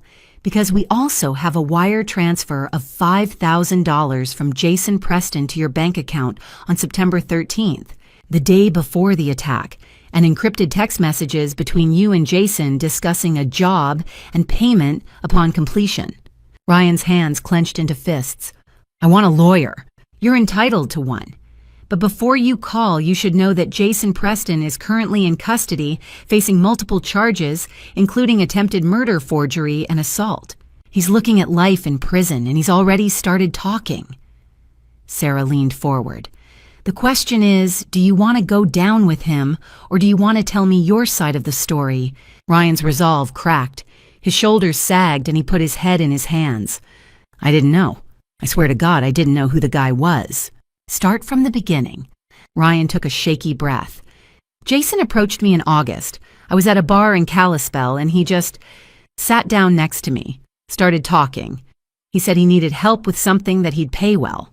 I was in deep with some loan sharks owed 15 grand from bad bets. I was desperate." "What did Jason tell you?" "He said there was a guy who'd screwed him over in a real estate deal, stole $200,000 from him, and was hiding out in Montana. Jason wanted to teach him a lesson, make sure the guy couldn't come after him legally. He offered me $15,000, 5 up front, 10 after the job was done." My blood ran cold. "I didn't ask questions," Ryan continued, his voice breaking. I should have, but I didn't. Jason gave me an address, a taser, a metal baton, a burlap sack rope. He said to make it look like a robbery gone wrong. I thought I was just roughing up some white-collar criminal, not... He stopped swallowing hard. Tell me what happened on September 14th. I went to the address Jason gave me. It was night late. I broke in through the back door. The old man, Ryan's voice cracked. He came out to check what the noise was. I hit him with the taser. He went down. I beat him. Not bad enough to kill, just enough to knock him out. Then I put him in the sack and Jason showed up with his truck. We drove to Flathead Lake and threw the sack in. And Jason paid you. Yeah, $5,000 more. I took the money and left. I didn't think about it again until I saw the news that the guys survived. Ryan looked up, his eyes red. I swear I didn't know who he was. Jason never told me his name, just gave me an address. Sarah pulled out another photograph, my father's driver's license photo. Do you recognize this man? Ryan looked at the picture, and I watched his face go from confusion to horror, to something that looked like utter devastation. Oh my God, that's Thomas Grant. You know him. He's my father. Ryan's voice was barely a whisper. The room went silent. Sarah's expression didn't change, but I felt my world tilt on its axis. Father. Thomas Grant is your father, Sarah repeated. Yes, I mean, biologically, I haven't seen him in years. We're not close. My mom, Maria Brooks, she and Thomas divorced when I was 4. I took her last name. Thomas remarried, had another family. I only met him a handful of times growing up. Ryan's hands were shaking. I didn't know where he lived. I didn't know Jason was connected to him. I didn't know. Sarah leaned back, studying him. Thomas Grant has a daughter, Hannah Preston. Maiden name, Grant. Ryan's eyes widened. Hannah, I have a sister. Half-sister, same father, different mothers. Ryan put his head in his hands and started to cry. I almost killed my own father. Oh God, what have I done? Sarah left him in the interrogation room and came to find me. My face must have said everything because she just nodded. You heard. He's my brother, I whispered.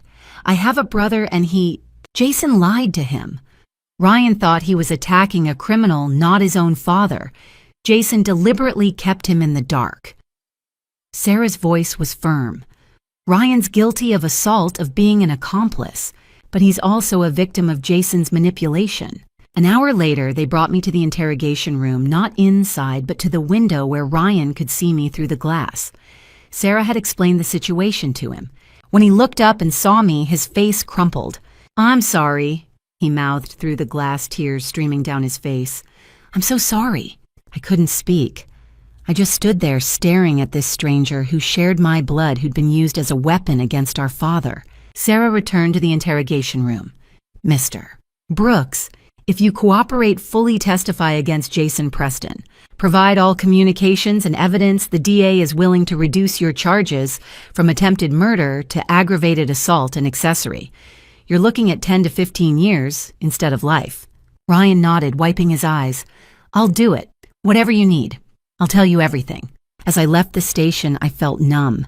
I'd gained a brother and lost him in the same breath. Jason hadn't just tried to destroy my father, he'd weaponized my own family against us. But at least now we had the final piece. Jason was finished. November had arrived with a cold Montana wind that stripped the cottonwood trees bare and frosted the windows of the Lake County Sheriff's Office. I sat across from Detective Sarah Mitchell in her cramped office, surrounded by file boxes stacked 3 high against the cinder block walls. 2 months had passed since Ryan Brooks's confession. 2 months of waiting, worrying, and watching Sarah piece together the puzzle that would finally bring Jason to justice. Are you ready for this? Sarah asked, sliding a thick binder across her desk. The cover read, State of Montana versus Jason Michael Preston, Evidence Summary. This is everything we have, everything that will put him away for the rest of his life. I opened the binder with trembling fingers. The first page was a still frame from my home security camera, Jason's face twisted with rage, his hand extended mid-shove as I tumbled backward down the staircase. The timestamp read 21/13/47, October 12th, 2023. Seeing it again made my chest tighten, but Sarah's voice cut through the memory. "That video is our strongest piece of direct evidence," she said. "It shows intent, premeditation, and violence. Martin Cole can't explain that away with reasonable doubt. Your husband deliberately assaulted you in violation of a restraining order. That's aggravated assault, minimum 5 years in Montana." But the assault was just the beginning. Sarah turned to the next section, Ryan Brooks's sworn testimony. Over 3 recorded interviews, Ryan had laid out the entire conspiracy in meticulous detail. Jason had approached him in early September at a dive bar in Missoula, claiming he needed someone to teach a lesson to a rival real estate developer who'd cheated him out of a deal. Ryan, drowning in gambling debts to the tune of $32,000, saw it as a lifeline. Jason wired him $5,000 on September 13th as a deposit with $10,000 more promised upon completion. Jason provided everything: the address on Woodland Drive, a high-voltage taser purchased online, a collapsible metal baton, a canvas burlap sack, 50 feet of nylon rope, and explicit instructions to make it look like a robbery gone wrong. Ryan had followed those instructions to the letter on the night of September 14th. What he didn't know, what Jason had carefully concealed, was that the target was Thomas Grant, Ryan's own biological father. Ryan's testimony corroborates everything, Sarah explained. The wire transfers the encrypted messages, the timeline. And because he's pleading guilty to aggravated assault and conspiracy, the jury will see him as a cooperating witness, not a co-conspirator trying to save his own skin. The third piece of evidence was the USB drive my father had hidden in his copy of Crime and Punishment. On that small black device was a 17-minute video recorded at 5:30 p.m. on September 14th, less than 4 hours before Ryan attacked him. In the video, my father sat at his kitchen table, his face drawn with worry, and explained everything he'd learned from a private investigator: Jason's affair with Amy Parker, the $150,000 debt from a failed Whitefish condo development, the monthly $2,000 payments to Amy and the baby born in early September. My father had planned to meet with his estate attorney, Robert Hayes, the next morning to revise his will and remove Jason entirely. He never got the chance. The video ended abruptly with the sound of footsteps outside and my father's whispered words: "There's someone out there." "That USB establishes motive," Sarah said. "Jason knew your father was about to cut him off. $800,000 in assets gone. That's when he accelerated the plan." The fourth piece was the forged will, discovered during the search of Jason's home office. Linda Foster, the forensic handwriting expert, had testified that the signature attributed to Thomas Grant on a document dated September 10th was a sophisticated forgery. Jason had practiced my father's signature on at least 5 sheets of paper found in his jacket pocket at the time of his arrest. The forged will left the entire estate to Jason, citing years of loyal care and support. It was a lie meticulously crafted to steal my inheritance. Then there was Noah. DNA testing confirmed with 99.9% certainty that Noah was Jason's biological son. Amy Parker's death on September 3rd, just 2 days after giving birth, had left the newborn in Jason's hands, a financial and emotional burden he couldn't afford. Rather than claim paternity openly, he'd hired Maria, an undocumented immigrant, to care for the child in secret, paying her $500 a week in cash. When Jason went on the run, Maria had panicked and brought Noah to me. The DNA evidence tied Jason to Amy, to Noah, and to a motive rooted in desperation and greed. Sarah pulled out another folder, financial records subpoenaed from Jason's bank and credit card accounts. The paper trail was damning. On September 10th, 3 days before the attack, Jason had used his Visa card to purchase a Vipertech VTS 989 stun gun from an online retailer, along with a 20-inch collapsible steel baton and a 50-foot coil of industrial rope, all shipped to a UPS store mailbox in Kalispell under a fake name. The receipts matched the items Ryan had used on my father. The same account showed the $5,000 wire transfer to Ryan on September 13th, and a second transfer of $10,000 on September 16th, hours after my father was pulled from Flathead Lake. "That's conspiracy to commit murder," Sarah said. "Premeditated, calculated, and cold-blooded." She closed the binder and looked me in the eye. "Hannah, this is a slam dunk case. We have 5 felony counts: attempted murder in the first degree, aggravated assault forgery, conspiracy to commit murder, and child abandonment. Karen Phillips is pushing for the maximum 43 years minimum, possibly life without parole. Martin Cole had tried to negotiate a plea deal in early December. He'd offered a guilty plea to second-degree assault in exchange for dropping the attempted murder and conspiracy charges. Karen Phillips had refused in a terse 3-sentence email. The defendant is a danger to society. The people will proceed to trial and seek the maximum sentence. No deal. The trial was scheduled for mid-October 2024, nearly a year away. Sarah warned me that I'd be called to testify about the night at Flathead Lake, about Jason's abuse, about the staircase. I nodded, my hands clenched in my lap. I was ready. For my father, for Noah, for myself. Let's finish this, I said. October 2024 brought the weight of 13 months' grief-fear evidence to the Lake County Courthouse. I walked through the heavy doors on a Monday morning, hands trembling in my navy blazer. Noah was with a sitter. My father waited in the witness room down the hall, memory still fragmented but determination whole. This was the culmination of everything since that September night at Flathead Lake, when I'd watched my husband try to drown my father. The courtroom was oak-paneled and solemn tall windows letting in pale autumn light. 12 jurors sat along the right wall, 7 women and 5 men ages, from a young nurse in her 30s to a silver-haired rancher near 65. They watched as I took my seat at the prosecution table beside Karen Phillips. Across the aisle, Jason sat next to Martin Cole in a charcoal suit and pale blue tie face blank. He hadn't looked at me since his arrest. Judge Henry Morrison entered in his black robe, and we stood. The state of Montana versus Jason Michael Preston, he announced. Counsel proceed with opening statements. Karen Phillips rose, smoothing her black jacket. At 48, with 20 years prosecuting violent crime, she exuded quiet authority. She approached the jury without notes. Ladies and gentlemen, you'll hear evidence of a calculated, cold-blooded crime. Jason Preston spent weeks plotting to murder his father-in-law, Thomas Grant, to steal an $800,000 inheritance. When Mr. Grant survived, the defendant forged a will to steal it anyway. When his wife discovered the truth, he tried to kill her by throwing her down a staircase. Karen gestured toward the evidence table, holding a laptop, burlap sack, and bank records in plastic bags. You'll see video of the defendant assaulting Mrs. Preston in her home. You'll hear from Ryan Brooks, the man Jason paid $15,000 to attack Mr. Grant. You'll see the forged will, financial records, and DNA evidence proving Jason fathered and then abandoned an infant after the mother's suspicious death 2 days postpartum. This is not reasonable doubt. This is overwhelming proof of guilt.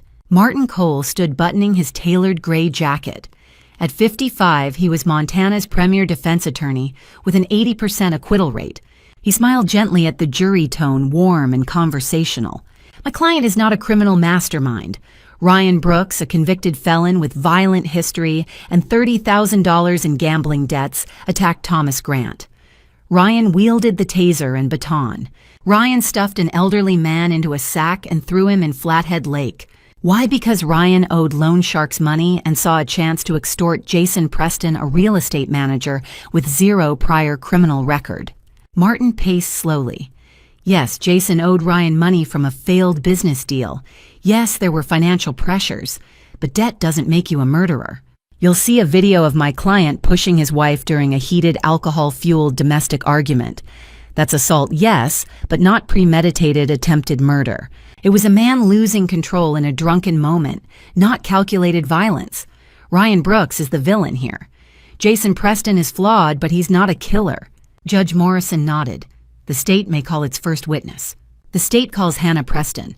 My legs felt weak walking to the stand. I placed my hand on the worn Bible and swore to tell the truth. Karen approached with an encouraging look. Mrs. Preston, describe what you witnessed September 15, 2023. I steadied my voice. My father called around 8:30 p.m., terrified, told me not to tell Jason. When I reached his house, the door was open, lights off, signs of struggle everywhere. At 3 a.m., I woke and realized Jason had left. I followed him to Flathead Lake. I watched him drag a large, heavy sack to the water's edge and shove it in. How far away were you? About 200 yards. I parked on the access road, walked through trees so he wouldn't see me. But I saw him clearly in the moonlight, his face posture truck. It was Jason. I know my husband. Karen moved on. Tell the jury about Noah. I explained Maria appearing at my door 3 days later with a crying newborn, how Jason had paid her $500 weekly to care for the baby secretly, how DNA confirmed Noah was Jason's son with Amy Parker, who died in a suspicious car accident just 2 days after childbirth. Then Karen set up the laptop facing the jury.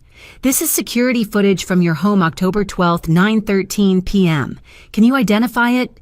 The video played. Me backing away in the upstairs hall. Jason at the staircase top, face twisted with rage. Audio captured our voices, my desperate plea, his vicious accusation. Then his hand shot forward and I tumbled backward down 13 steps. I couldn't watch. I stared at my lap, tears streaming. When it ended, the courtroom was silent. 2 female jurors wiped their eyes. Martin Cole approached for cross-examination, expression gentle. Mrs. Preston, you were 200 yards away in complete darkness at 3 a.m. Isn't it possible you were mistaken about who you saw? No, I said firmly. It was Jason. But you didn't see his face clearly from that distance, correct? I saw enough, his build walk truck. I know my husband. And on October 12th, had your husband been drinking alcohol? He had, I hadn't. So your husband was intoxicated when this incident occurred? Yes. But that doesn't mean he didn't know exactly what he was doing. Martin nodded and sat. Judge Morrison glanced at the clock. We'll recess 1 week to allow the defense to prepare additional witnesses. Court adjourned until Monday, October 21st. As the jury filed out, several turned back to the frozen laptop image, Jason's outstretched hand, my body in mid-fall. Justice was coming. 1 week later, I returned to the Lake County Courthouse with my stomach in knots. The courtroom felt colder, the oak benches harder, the weight of everything heavier. My father sat in the gallery behind me, his hand resting gently on my shoulder, as Judge Morrison called the court to order. The jury filed in their faces unreadable, and I held my breath. The state calls Ryan Brooks, Karen Phillips announced. Ryan walked to the stand in an Orange County jail jumpsuit, wrists cuffed, eyes red-rimmed. He'd lost weight in the 2 months since his arrest, his face gaunt and pale. After taking the oath, he sat and met my gaze for the first time since that terrible night in the interrogation room when Sarah had shown him the photograph of our father. Karen approached gently. Mr. Brooks, please tell the jury how Jason Preston contacted you. Ryan's voice cracked. Early September, he found me at a bar in Missoula. Said he had a job, needed someone to rough up a rival real estate guy who'd cheated him. I was drowning in gambling debts, $32,000 to loan sharks who'd threatened to break my legs. Jason offered $15,000, 5 up front, 10 after. I was desperate, so I said yes. What did Jason provide? Everything. The address, a high-voltage taser he'd bought online, a collapsible baton rope, a burlap sack. He told me to make it look like a robbery gone wrong hurt the guy bad enough he wouldn't recover. He didn't tell me the target was Thomas Grant. He didn't tell me it was my own father. Ryan's voice broke completely and tears streamed down his face. If I'd known, I swear to God, I never would have done it. When Detective Mitchell showed me that photo and I realized what I'd done, he looked directly at me. Hannah, I'm so sorry. I'm sorry for what I did to you, to our father. I can't take it back, but I'm telling the truth now because it's the only thing I can do. Jason Preston hired me to kill our dad. Martin Cole stood for cross-examination, his tone sharp. Mr. Brooks, you're cooperating with the state because you've been offered a plea deal. Correct reduced charges in exchange for your testimony. Yes, Ryan admitted. But I'm also cooperating because it's the right thing to do. I deserve to go to prison for what I did. But Jason deserves worse. He lied to me, used me, and tried to murder his own family. Martin pressed. You have a criminal record, theft, assault, illegal gambling. Why should this jury believe anything you say? Ryan met his gaze steadily. Because I have nothing left to lose. I'm going to prison for 10 to 15 years. The only thing I have left is the truth. Detective Sarah Mitchell took the stand next. She walked the jury through the forensic evidence, the wire transfers from Jason to Ryan, the encrypted text messages, the receipts for the taser and baton purchased on September 10th, the DNA evidence confirming Noah's paternity, the handwriting analysis proving the forged will. Each piece built on the last a mountain of proof that buried any doubt. Dr. Michael Ross followed his testimony, clinical and devastating. Mr. Grant was submerged in 48-degree water for approximately 15 to 20 minutes. Hypothermia, drowning, and blunt force trauma to the skull created a life-threatening emergency. If the rescue had been delayed even 5 more minutes, he would have died. This was not an accident. This was a deliberate attempt to kill. Robert Hayes, the estate attorney, confirmed the original will dated May 2022 and testified that the signature on the September 2023 document was a sophisticated forgery inconsistent with Mr. Grant's genuine signatures in every measurable respect. Then came closing arguments. Karen Phillips stood before the jury, her voice ringing with conviction. Ladies and gentlemen, Jason Preston is a cold-blooded killer who spent weeks planning the murder of his father-in-law to steal $800,000. When that plan failed, he forged a will. When his wife discovered the truth, he tried to kill her too. He has shown no remorse, no humanity, no conscience. The state asks for the maximum sentence on every count. Martin Cole rose his tone, measured and somber. My client made terrible mistakes. He was drowning in debt, desperate, and he trusted the wrong person. But the evidence of premeditated murder is circumstantial at best. Ryan Brooks is a convicted criminal with every reason to lie. We ask the jury to consider the possibility of reasonable doubt and, if convicted, to recommend leniency. The jury deliberated for 8 hours. I sat in the hallway outside the courtroom, my father beside me, Sarah across from us, all of us silent and exhausted. When the bailiff finally called us back inside, my heart hammered so hard I thought I might faint. The jury foreperson, a woman in her 50s with kind eyes, stood as Judge Morrison asked, "Has the jury reached a verdict?" "We have, Your Honor." "On the charge of attempted murder in the first degree against Thomas Grant, how do you find guilty? On the charge of aggravated assault against Hannah Preston, Ninti Salvitines, guilty. On the charge of forgery, guilty. On the charge of conspiracy to commit murder, guilty. On the charge of child abandonment, guilty." The courtroom erupted in whispers. Jason's face went white. I covered my mouth with both hands, tears spilling over. Judge Morrison banged his gavel. "Order. Mr. Preston, please rise for sentencing." Jason stood his lawyer beside him. "Jason Michael Preston." Judge Morrison said, his voice like iron, "You have been found guilty of 5 felonies. For attempted murder in the first degree, I sentence you to 30 years in the Montana State Prison. For aggravated assault, 12 years. For forgery, 5 years. For conspiracy to commit murder, 8 years. For child abandonment, 2 years. These sentences will run consecutively for a total of 57 years. You will not be eligible for parole for 40 years. Bailiff, remand the defendant into custody." Jason turned and looked at me, his face twisted with hatred. For a moment I thought he might lunge across the courtroom, but the bailiffs were already moving, cuffing his wrists and pulling him toward the side door. He didn't look away until the door slammed shut. I collapsed into Sarah's arms, sobbing. My father stood and wrapped his arms around both of us, and for the first time in 13 months, I felt the crushing weight lift from my chest. "It's over," Sarah whispered. "It's finally over." I looked up at the empty judge's bench, the empty witness stand, the jury filing out. Justice had taken 13 months, but it had come. For my father, for Noah, for me. March 2025 arrived with the first wildflowers blooming across the hills above Flathead Lake, and a warmth in the Montana air that felt like a promise. 18 months had passed since that terrible September night when my father had been dragged from his home, beaten, and left to drown. 18 months since the attack that had stolen his memory and nearly stolen his life. He lived with me now in the guest room downstairs, the room that had once been my childhood art studio. The doctors had told us the retrograde amnesia might never fully resolve, that the memories of the hours and days before the trauma could be lost forever. My father had accepted this with quiet grace, rebuilding his life one day at a time.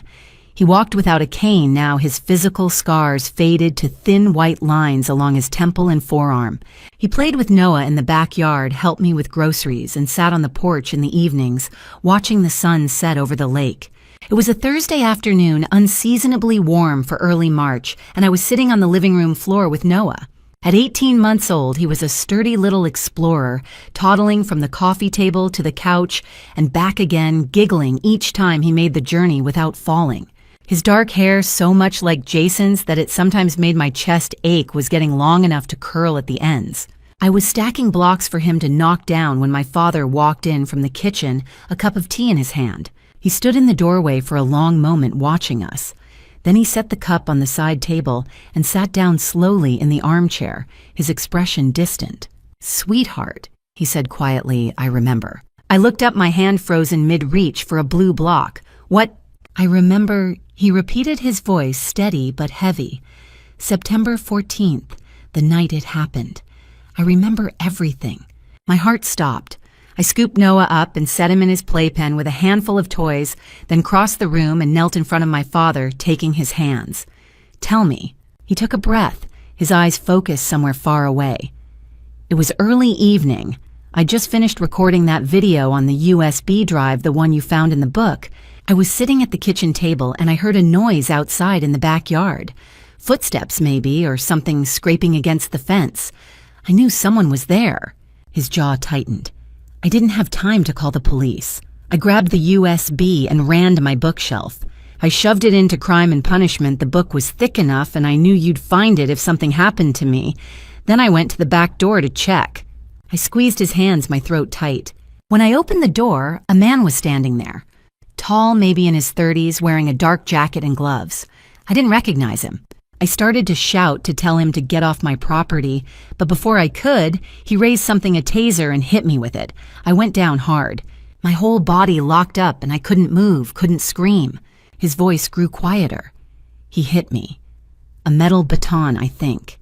He hit me in the head, in the ribs, over and over. I tried to fight back, but I couldn't. I was dazed, bleeding, but I was still conscious. And that's when I heard it. "Heard what?" I whispered. Jason's voice. The room seemed to tilt. I gripped his hands harder. He was standing by his truck, maybe 20 feet away. I could see him in the glow of the porch light. He wasn't helping me. He wasn't stopping the man. He was just watching. And then he said it. My father's voice broke slightly. "Finish him. Don't let him keep breathing. I've paid you enough." Tears spilled down my cheeks. "Dad," I heard him, Hannah, clear as day. "He wanted me dead. My own son-in-law, the man I'd welcomed into my home, the man I'd trusted with my daughter. He stood there cold as stone and ordered that man to kill me." I was sobbing now, my forehead pressed against his knees. He stroked my hair gently. "The man Ryan I know now dragged me across the yard. I couldn't fight anymore. He shoved me into a burlap sack, tied it shut. I felt myself being lifted, thrown into the back of a truck. Then we were moving. I could hear water, smell the lake, and then I was falling, sinking cold water everywhere. I tried to breathe, but I couldn't. And then, nothing. I passed out. The next thing I remember is waking up in the hospital 3 days later, and you were sitting beside me, holding my hand. I looked up at him, my face soaked with tears. "I'm so glad you're alive. I was so scared I'd lose you." He cupped my face in his hands, his own eyes wet. "I'm still here, sweetheart, and I'm not going anywhere. That man is locked away for the rest of his life. We're safe now." I nodded, unable to speak. He glanced over at Noah, who was contentedly chewing on a plastic dinosaur in his playpen. "And now I have a grandson. I know he's not your son by birth, Hannah, but he's ours now. We'll raise him together. We'll give him the life his father tried to destroy." I stood and wrapped my arms around him, and we held each other for a long time. Outside the window, the late afternoon sun was sinking toward the mountains, painting the living room walls in shades of amber and gold. Noah babbled happily from his playpen, oblivious to the weight of the past and the miracle of the present. For the first time in 18 months, my father's mind was whole. The missing pieces had finally come home. And so slowly, carefully, our small family began to heal. June 2025 brought warm sunshine and the scent of pine through the open windows of the Flathead County Family Court. I sat at the petitioner's table in a pale blue dress, my hands folded tightly in my lap to keep them from shaking. 21 months had passed since Maria had left Noah on my doorstep. 21 months of sleepless nights, doctor's visits, first words, first steps, and a love so fierce it had reshaped my entire understanding of motherhood. Today, that love would become official. Noah was in the waiting room with my father, probably playing with the toy trucks we'd brought to keep him occupied. At 22 months old, he was a bundle of energy, his dark curls bouncing as he toddled everywhere, his vocabulary expanding daily with new words like juice, ball, and his favorite, mama. That word still made my heart ache in the best possible way. Judge Margaret Foster entered the courtroom and I stood along with everyone else. She was 55 with silver-streaked brown hair pulled into a neat bun and a kind face that softened the formality of her black robe. She settled into her seat at the bench and opened the file in front of her. "We are here today." She began, her voice clear and measured, "for the matter of the petition by Hannah Elizabeth Preston to adopt Noah, a minor child currently in her kinship care. Ms. Preston, please rise." I stood, my legs unsteady. Judge Foster reviewed the documents, her reading glasses perched on her nose. "According to the home study report prepared by Miss Jess Morgan of Montana, Child and Family Services, you have been caring for Noah since September 18th, 2023, a period of 21 months. During that time, you have provided for all of his medical, educational, and emotional needs. The report indicates Noah is thriving both physically and psychologically in your home." She looked up at me. "Is that accurate?" "Yes, Your Honor," I said, my voice stronger than I'd expected. "Ms. Preston, please tell the court why you wish to adopt Noah." I took a breath, gathering my thoughts. "Your Honor, Noah is an innocent child who became a victim of crimes committed by his biological father, Jason Preston. Noah didn't choose the circumstances of his birth. He didn't ask to be abandoned or to lose his mother just days after he was born. But he deserves a loving, stable home. He deserves to grow up knowing he is wanted, protected, and cherished. I've cared for Noah since he was 2 weeks old. I've rocked him to sleep, sung him lullabies, kissed his scraped knees, and celebrated every milestone. He calls me Mama, and I love him as if I gave birth to him myself. I'm asking this court to make that bond legal and permanent. I will raise Noah as my own son. I will give him every opportunity, every ounce of love I have. And when he's old enough to understand, I'll tell him his story, but gently with compassion, so he knows he was always loved." Judge Foster nodded slowly, making notes. "Thank you, Ms. Preston. Mr. Thomas Grant, you are listed as a supporting party in this petition. Please approach the bench." My father stood from the gallery and walked to the witness stand, steady and dignified. The bailiff swore him in. "Mr. Grant," Judge Foster said, "you are Ms. Preston's father and have been residing with her and Noah for several months. Do you support this adoption?" "I do, Your Honor," my father said firmly. "Noah has no blood relation to our family. His biological father is my former son-in-law, Jason Preston, who is currently serving 57 years in state prison for attempted murder, assault, forgery, and conspiracy. Noah's biological mother, Amy Parker, died shortly after his birth. Noah is an innocent child who needs love and stability. My daughter and I have welcomed him into our home and our hearts. We will raise him as our own Hannah, as his mother, and me as his grandfather.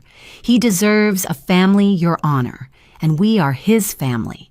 Judge Foster smiled slightly. "Thank you, Mr. Grant." She turned to Jess Morgan, the social worker, a woman in her 40s with short auburn hair and a clipboard full of notes. "Ms. Morgan, you conducted the home study. What are your findings?" Jess stood and spoke confidently. "Your Honor, I visited the Preston home on 4 separate occasions over the past 6 months. I observed Noah interacting with Ms. Preston and Mr. Grant. He is a happy, healthy child. He calls Ms. Preston Mama and Mr. Grant Grandpa. He has his own bedroom filled with age-appropriate toys and books. Ms. Preston has enrolled him in a toddler playgroup and takes him to regular pediatric checkups. There are no safety concerns, no signs of neglect or instability. In my professional opinion, this is an ideal placement for Noah. He is thriving. Thank you, Ms. Morgan. Judge Foster called the next witnesses. Detective Sarah Mitchell testified that she'd known me throughout the criminal investigation and trial, describing me as resilient, compassionate, and deeply committed to Noah's welfare. Nurse Linda Patterson, who had cared for Noah in the hospital when he first arrived, spoke about how I'd held him for hours that first night, refusing to leave his side even when the nurses offered to take over. After the last witness, Judge Foster removed her glasses and looked directly at me. Ms. Preston, adoption is a lifelong commitment. You understand that if this petition is granted, you will have full parental rights and responsibilities for Noah. He will legally be your son in every sense of the word. I understand, Your Honor, I said, and I'm ready. She nodded, a small smile playing at the corners of her mouth. I have reviewed the evidence, the home study, and the witness testimony. It is clear to this court that you have provided Noah with a safe, loving, and stable home. It is in the best interest of the child that this adoption be granted. She picked up her gavel. The petition is approved. Noah is hereby legally adopted as the son of Hannah Elizabeth Preston. A new birth certificate will be issued reflecting this change. Congratulations, Ms. Preston. You are officially a mother.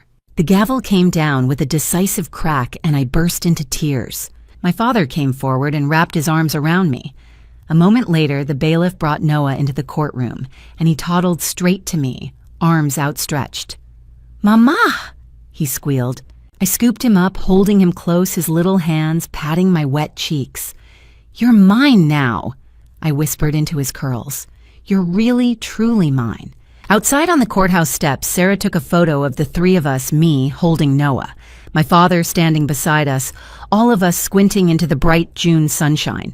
Noah clutched his toy truck in one chubby fist and grinned at the camera, oblivious to the magnitude of what had just happened.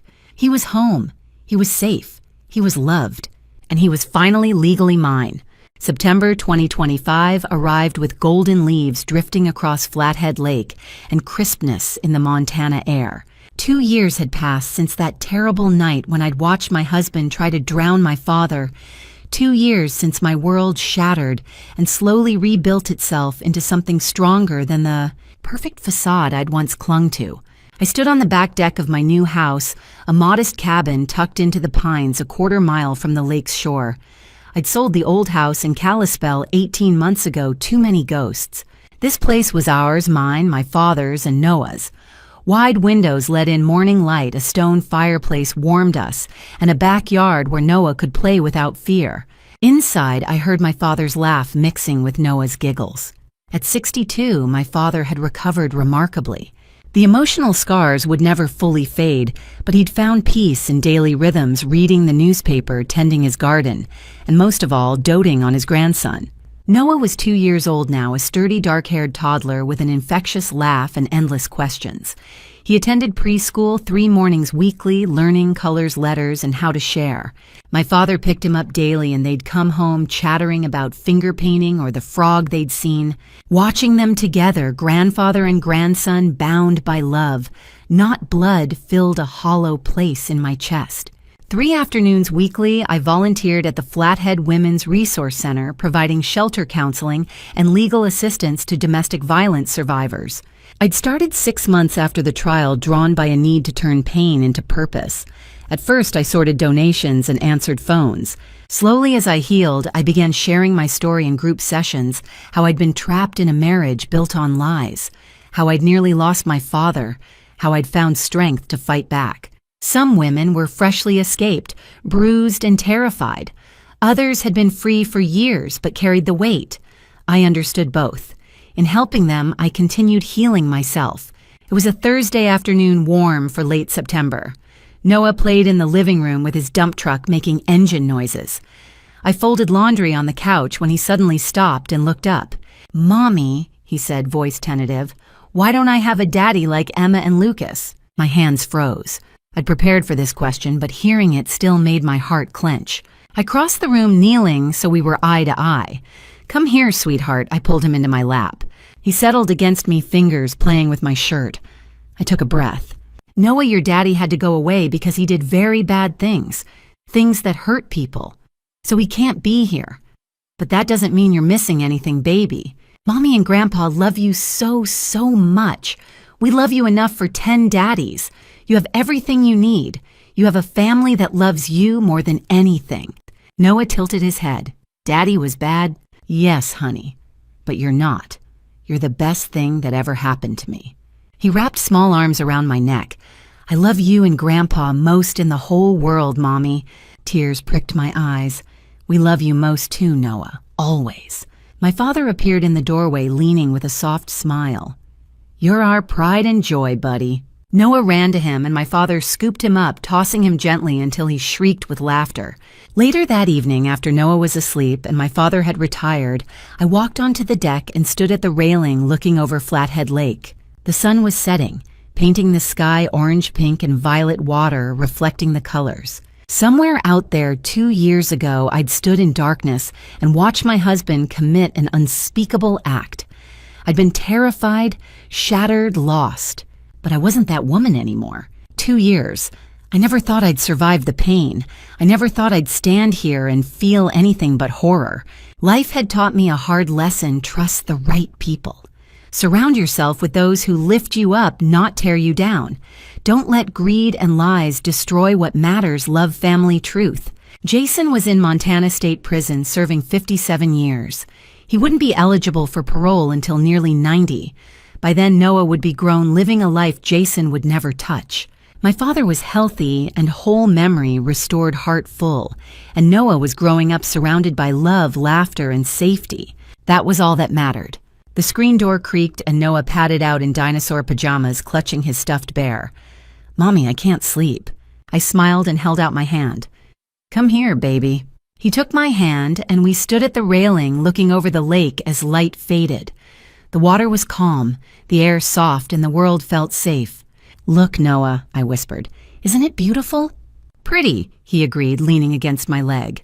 Want to walk by the water? He nodded eagerly. I scooped him up, carrying him down the steps to the path leading to the lakeshore. We walked slowly, his small hand in mine, feet crunching on gravel. The lake stretched out vast and peaceful, last sunlight dancing on the surface. This place, once the site of horror, was now our refuge, our home, our new beginning. As we stood together, mother and son, survivor and innocent, I felt something I hadn't felt in years: hope. The past was behind us, the future was ours, and it was going to be beautiful. Looking back, I realize my story is a harsh reminder of how family betrayal can shatter even the strongest bonds. I married Jason believing in love, trust, and a future together. But greed turned him into a monster who orchestrated family revenge against the very people who welcomed him with open arms. My father nearly died. I nearly died. An innocent baby was abandoned, all because one man chose money over everything sacred. If I could speak to my younger self, I'd say, don't ignore the red flags. Don't make excuses for someone's cruelty just because you love them. Trust is earned, not given blindly. And when family betrayal strikes, don't stay silent. Speak up, fight back, and protect those you love before it's too late. I used to think family revenge was justified, that anger and hatred could somehow balance the scales. But I've learned that true justice comes not from vengeance, but from healing truth and the courage to rebuild. God gave me the strength to survive when I thought I had nothing left. Faith. My father's resilience and Noah's innocent love taught me that light can grow even in the darkest soil. My advice: never ignore warning signs in relationships. Family betrayal often hides behind familiar faces, and family revenge, no matter how tempting, only breeds more pain. Choose love. Choose honesty. Choose life. If this story touched your heart, please leave a comment below sharing your thoughts. Have you ever faced betrayal or found hope after tragedy? I'd love to hear from you. Don't forget to share this video and subscribe to the channel so you never miss our next story. Thank you so much for staying with me until the very end. And a gentle reminder, the stories on this channel contain fictionalized elements created for educational purposes. If you prefer different content, feel free to explore other videos that suit your interests. Stay safe, and God bless.